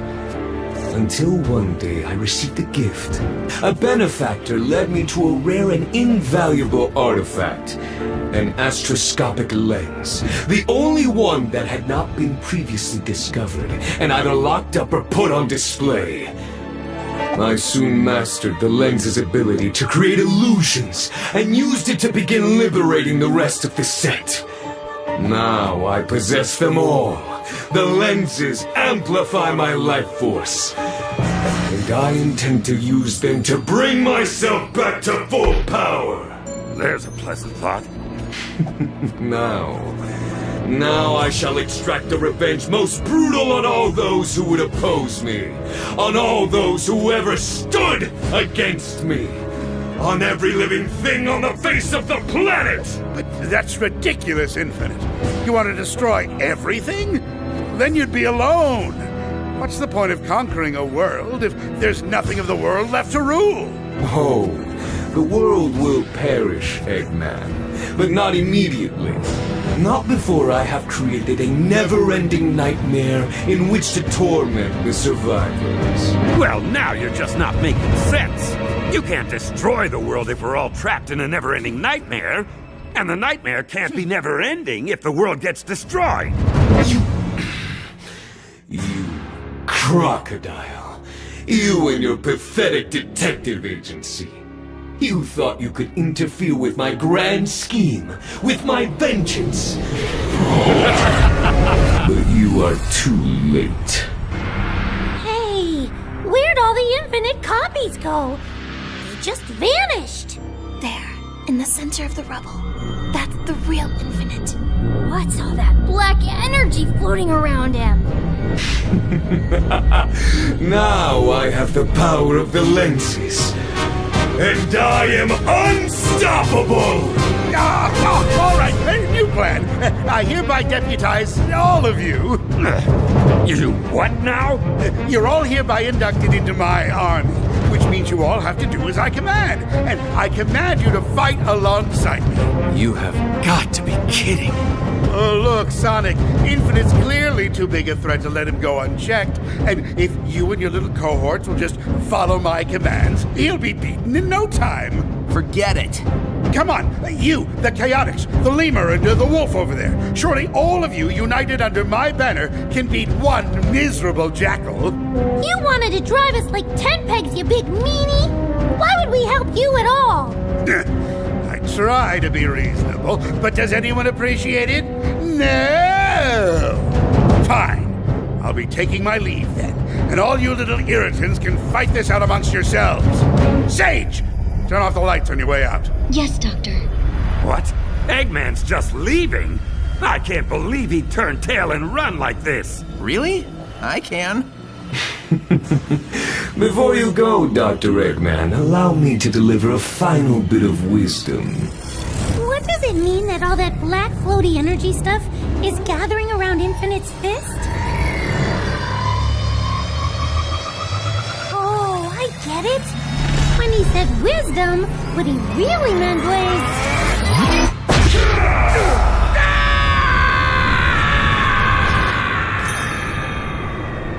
Infinite powered up and took out Eggman. Whoa! What a punch! Eggman actually made it over the horizon! Don't worry, Father. I'll find you.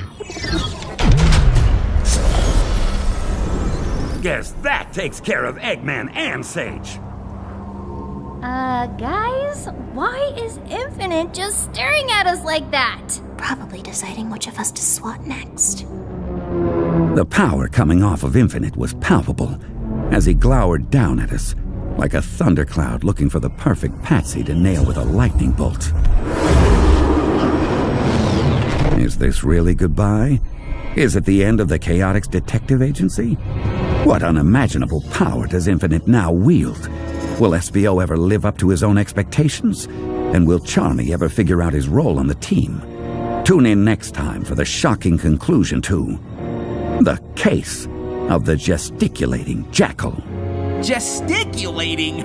Give me a break, Vector. I'm a little stressed, Sonic.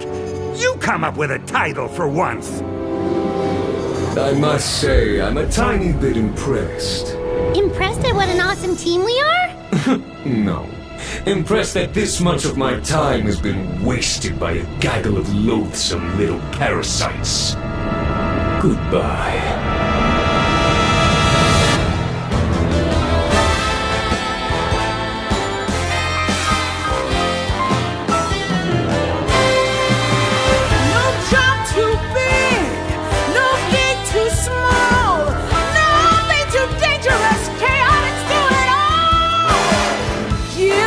Your mystery you wouldn't want to miss when the Chaotix are on the case.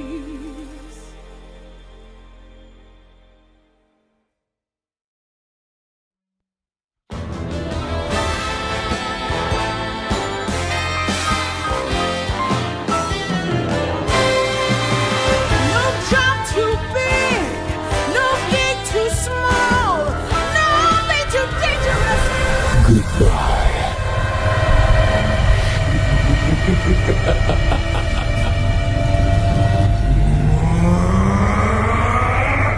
And I am unstoppable! So, here I am, locked up in a cage in the ruins of Dr. Eggman's secret base, powerless to help my friends, except for the use of my brilliantly insightful narration of unfolding events. My teammates, Espio and Charmy, along with Sonic, Tails, Whisper, and Tangle, are facing down Infinite, a mercenary with a vendetta against all of us, who just disappeared inside a huge cloud of crackling black energy. It all ties into the ancient astroscopic lenses he stole to give himself an unknown level of power. Anyway, what's Infinite doing inside that cloud? What was that? It kind of sounded like a footstep. Coming up out of the cloud. Is that? Now you will all suffer! It's Infinite, and he's huge! Something else is moving inside the cloud. Yeah, I see it too. A bunch of somethings. Oh no! It's us! Look out! He's throwing more doppelgangers your way! Watch out for Giant Infinite, guys! He's moving slow, but if anybody gets caught under one of those feet, it's over! The ruins of this space will become your tomb! Hey!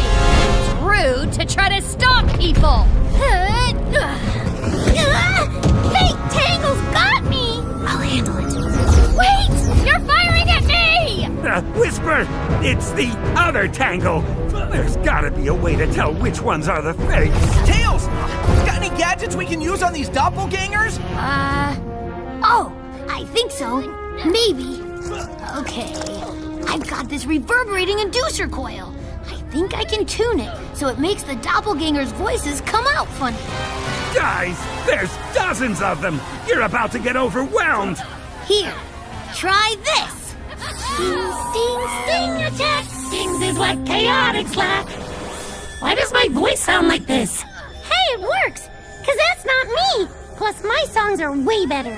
Guys, everyone! The fakes' voices sound weird. That's how we can tell them from us. They're on to us. Take them out. They still got us outnumbered. At least 5-1. Yeah, except I'm about to even the odds. Sonic was like poetry in motion. His quills writing a sonnet of action as he spun through a homing attack, seamlessly into a flying kick. Infinite's forces fell like dominoes before the little blue wrecking ball. Attaboy, Sonic! Look at him go! And if I wasn't stuck in a cage, I'm sure I could pull off some of the same moves. Oh, wow! Sonic's knocking the fakes down left and right, but they just keep coming! I better go! Nothing about this pathetic world is worth saving! I revel in the never-ending nightmare caused by my hand!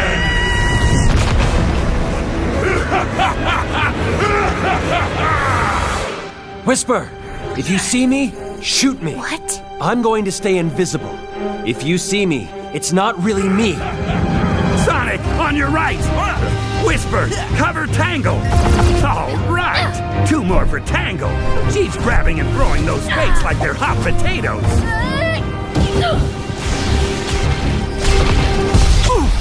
Sonic, you knocked me visible again! You sure did. Eat this, SBO. Before I could shout a warning, a flicker of white and the flutter of leathery wings whisked Espio out of danger. Something, or someone, swooped in and saved him. Feels like I'm having deja vu from Spiral Hill. What the? Quit squirming, Espio. You'll make me drop you. Rouge! You saved me? Hey, wait. How do I know you're the real Rouge and not a duplicate? Aside from getting you out of harm's way, does my voice sound unusual to you? Well, no. Okay. When did you get here? Just in time for saving your hide to start becoming a habit, I'd say. And you're welcome. Now stay out of the line of fire, would ya? Wait! Where are you going? Your civilization shall cease to exist! All anyone will know is pain! Hey, Tails! Where's Charmy? I haven't seen him! Charmy! Espio, is that you? Can you make it over here to me so that we can talk? All this tactical narration is getting to me. On my way. Vector, what is it? Have you seen Charmy? I've seen one of the fake ones. Never knew how effective the kid's sting attack could be. But no, I haven't seen our Charmy since the fight started. Have you seen Rouge? Rouge is here? Great! She can help fight! Look out! Infinite Stomp incoming! Even your names will fade into oblivion as your world becomes nothing but agony and darkness! That's the problem. Rouge pulled me out of danger again, and then disappeared. Look what I recovered, though. Hey, nice! You stole back your kunai. Couldn't let Rouge show me up like that. Hold on, Espio. Zane! 3 to your left! Kunai out! That was close. Espio, can you finish picking the lock and get me out of this thing? Way ahead of you.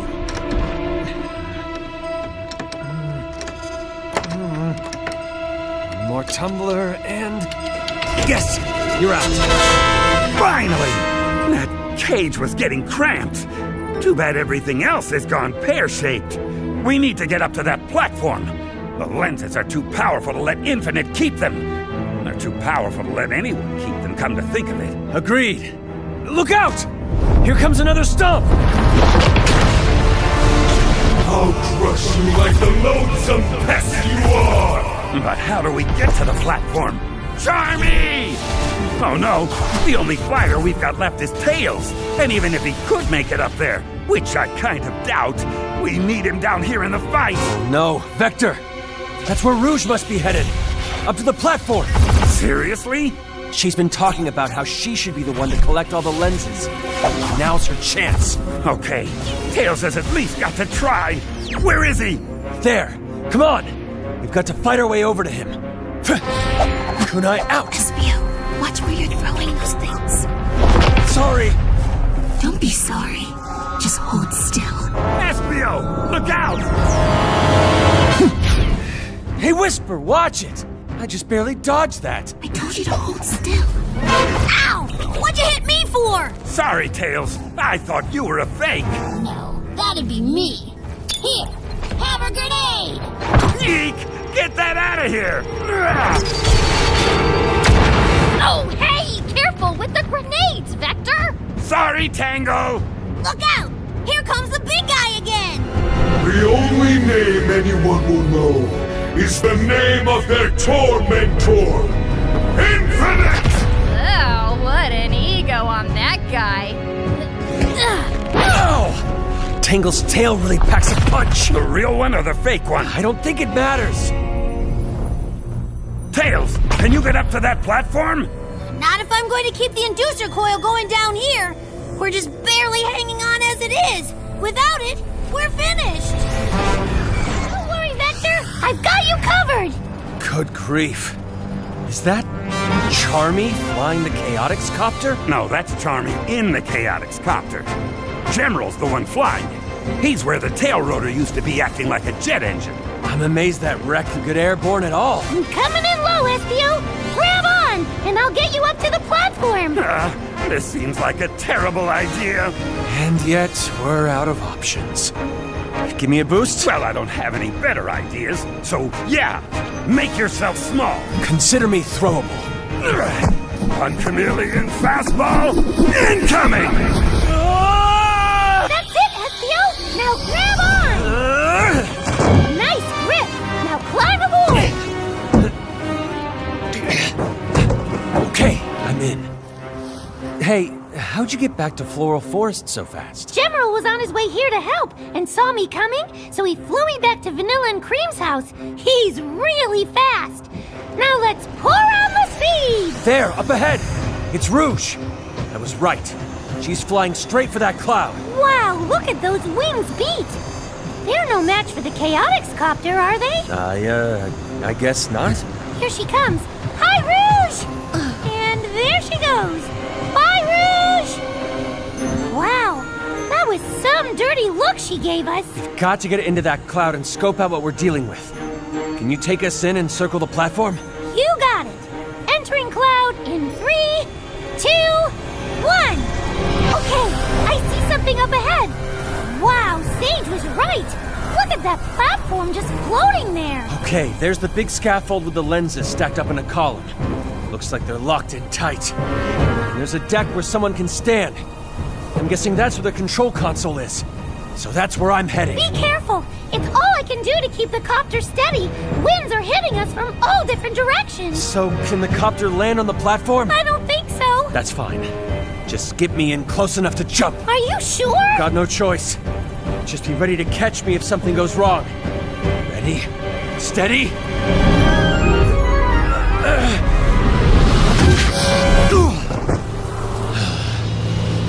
Well, I am never taking up skydiving.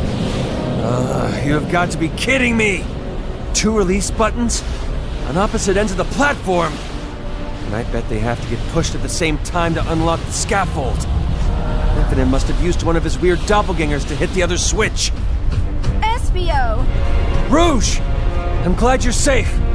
Be careful, the winds up here are treacherous. Thanks, Captain Obvious. Now throw me a line or something so I can pull myself in and land. Well, I would, but if I do that, you'll trick me somehow and make off with the lenses. Hi, Rouge! Hi, Charmy. Listen, Espio, don't be ridiculous. Look at those lock-release buttons. They're easily 30 feet apart. You can't hit both switches at once. Oh, yes, I can. If I push one myself and hit the other one simultaneously with a kunai. You wouldn't. I would. Hey, Rouge! Look! I'm flying the chaotix copter! At least he's having fun. Anyway, Espio, with these crazy winds, hitting both switches would take an impossible level of expertise. Oh? The kind of expertise one might find in a devoted student of ninjutsu? Observe! Kunai out! Yeah! Yes! Platform unlocked. I should have let Whisper shoot you. Well, that's not nice. Believe me, Espio, you'll never know how nice I could have been to you. I'm out of here. Huh. Wonder what she meant by that.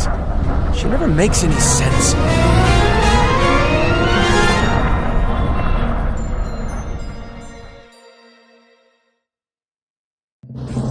Hey, where'd Rouge go? She left!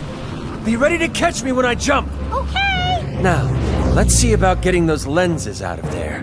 Okay, Espio's at the edge of the platform, and oh! He's got a great big stack of lenses! Now, Charmy! Oh! You're jumping now? You're jumping now! Okay, 1 barrel roll coming up! Whee! I'm upside down! Espio! You made it! And with all the lenses! Just barely. But yes. And that thing you did, throwing the kunai? That was amazing! All in a day's work. For someone dedicated to the ways of the ninja. Whoa! What's going on? I think it's an air pocket! I can't get the copter level! We're tilting! The lenses! They're falling out! Oh no!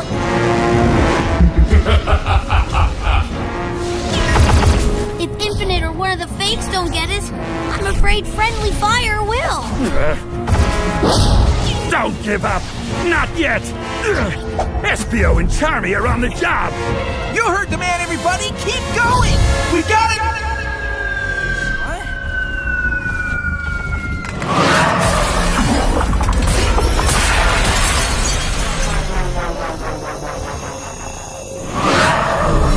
Oh, whoa, hey! Where'd all the duplicates go all of a sudden? Hey, Tangle's right! And look! Infinite's shrinking! Not just that. He's weakened. Whisper's right! He's staggering! Charmy and Espio must have done it! The lenses are offline! He's normal-sized again! Tackle him! Everybody pin him down! Wait! Huh? Why, Tails? He's holding something! Some kind of device! You may have distracted me with that lens stunt, but to think you've won? You've only prolonged the unavoidable. It's a bomb! Everybody, scatter! See you when you least expect it, Sonic. Looking forward to it.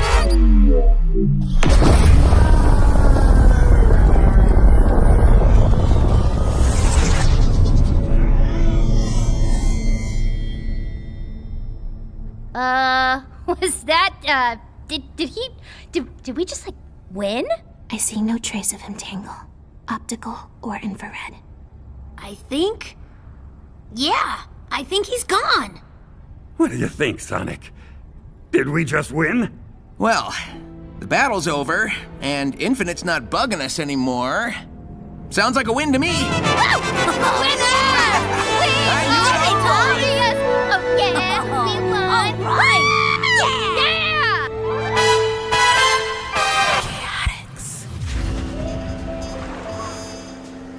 Even though the battle was over, it was like a nightmare that lingers with you once you're awake. Just couldn't get it out of my head. And Infinite had mysteriously vanished, like Charmy when there's chores to be done. The case was closed, and so after a couple of days we made our way back to the agency office, weary and wiser for the experience. There's that voice again. You know, I didn't think it was possible to be this sore. I've got sore places on other sore places. At least we're back in Seaside City. Let's get to the office. I hear you. Actually, can you hear me? I feel like all my joints are squeaking and crackling. I've never been this tired before. I can barely stay in the air. Hey, Charmy, just this once. You want me to carry you? No. Thanks, though. I'll be all right. Oh, hey, look. It's gun soldiers around our office. Just what I was hoping for. We'd better go see what they want. Commander Tower, Professor Victoria. How thoughtful of you to drop by. I am not much in the mood for pleasantries, Vector. Your services were engaged to recover the astroscopic lenses, not to destroy them. Though, after talking it over with the professor here, I will admit, grudgingly and with great reluctance, that the outcome you achieved may have been for the best. I know it's not what we hoped would happen. I was looking forward to analyzing the lenses myself, truth be told. But, as it turns out, you and your friends did the world a tremendous service. We were, unaware of Infinite's return and of his involvement with this whole affair. Yeah, well, it took us a while to figure it out. Longer than it should have, if I'm being honest. Don't beat yourself up, Vector. You deserve a reward. Which is why it's my pleasure to bestow upon you the honorarium we discussed when we first spoke. Honorarium? Reward? Money? Here you go. One for each of you. And this paper is what, exactly? They're honorary degrees from Spagonia University. Congratulations! So, there's no actual reward. I mean, not a monetary one. Knowledge is its own reward, I think you'll find. Ooh, does this mean I can tell people to call me Dr. Charmy now? No. No, these are associate's degrees because you're our associates now. Isn't that great? Yeah, great. Oh, and the best part. Remember how the chaotix copter got sidelined? Sidelined is a little generous. More like totaled. Wait, why are you bringing that up? Because I've got a wonderful surprise for you. One that means you won't have to walk everywhere. You got us a new helicopter? Even better. I got our engineering students to restore your old one. Restore? Students? Yes, first-year students. It was a great learning opportunity for them, and they put the chaotix copter back exactly how it was when I first hired you guys, down to the last bolt. Wow, I don't know what to say. Except thank you! This is incredible! The Chaotix Copter Classic, back in action! I know, right? Isn't it great? Yeah, great. Maybe we could put seatbelts in it this time. Well, that's settled then. Professor, I'm sure you'll be available when we call for your services in the future. Of course, Commander. And I trust the same can be said for you, gentlemen. Oh, absolutely. In fact...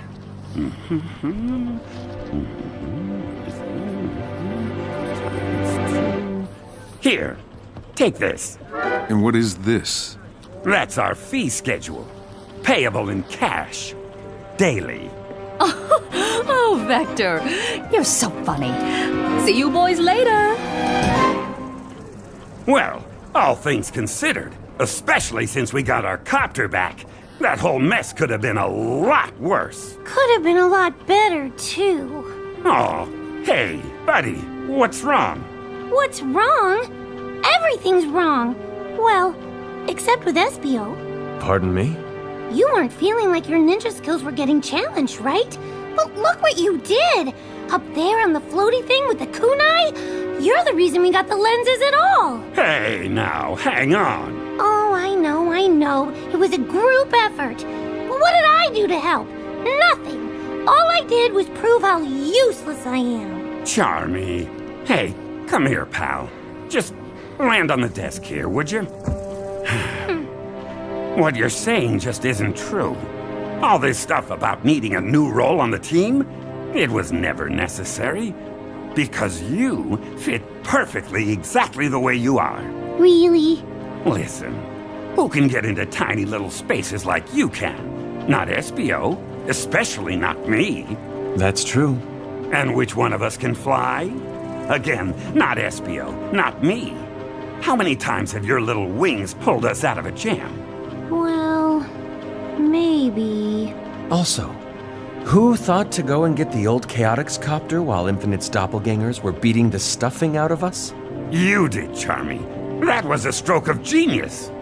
Yeah, but I wanted to pilot the thing, because it was so much faster than I am. But I wasn't a pilot or a mechanic at all. It was General doing all the flying, not me.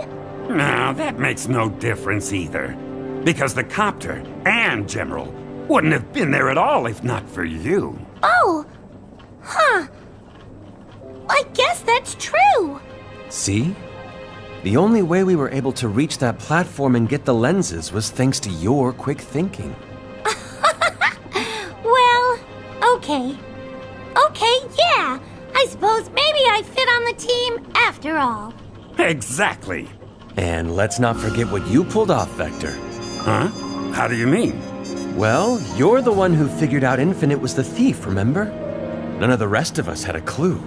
That was some top-notch detective work. Yeah, top notch. Aw, thanks, guys. You know what?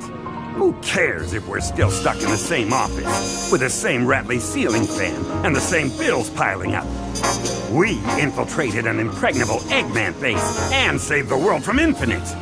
I say we should be proud of ourselves, because we are certified hard-boiled detectives. Yeah, hard-boiled, like eggs. Chaotix Detective Agency. Yes. Yes, that's right. It's a new case. We'll take it.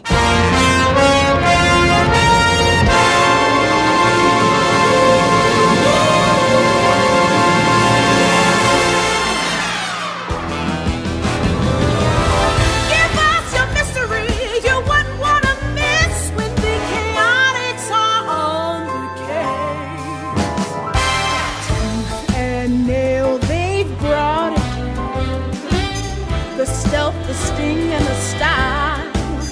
Let SPO surprise you while charm is driving you wild.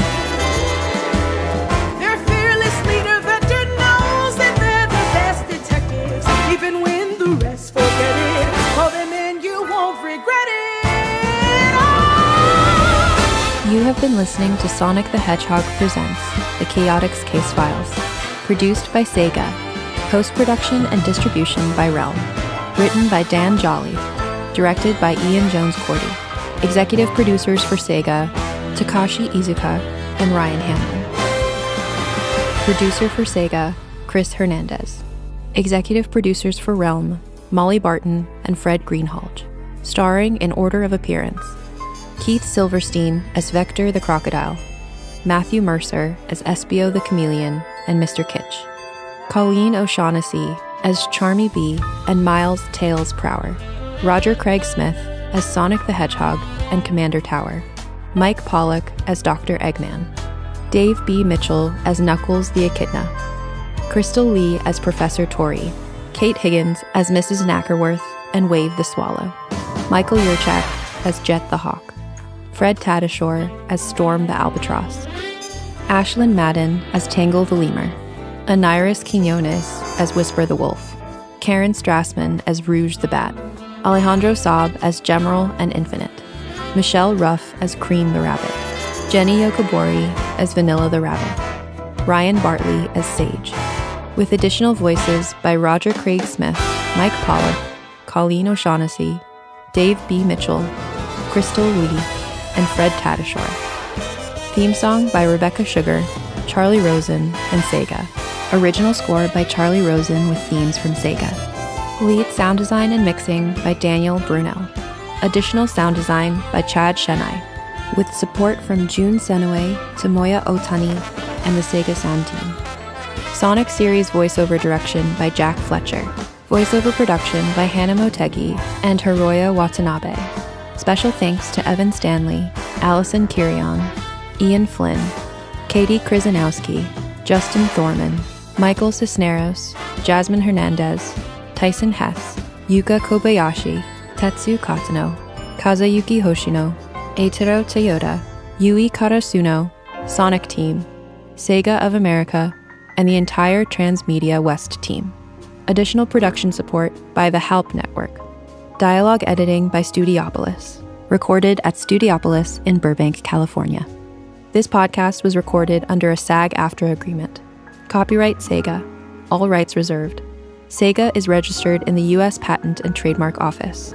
Sega and Sonic the Hedgehog are registered trademarks or trademarks of Sega Corporation.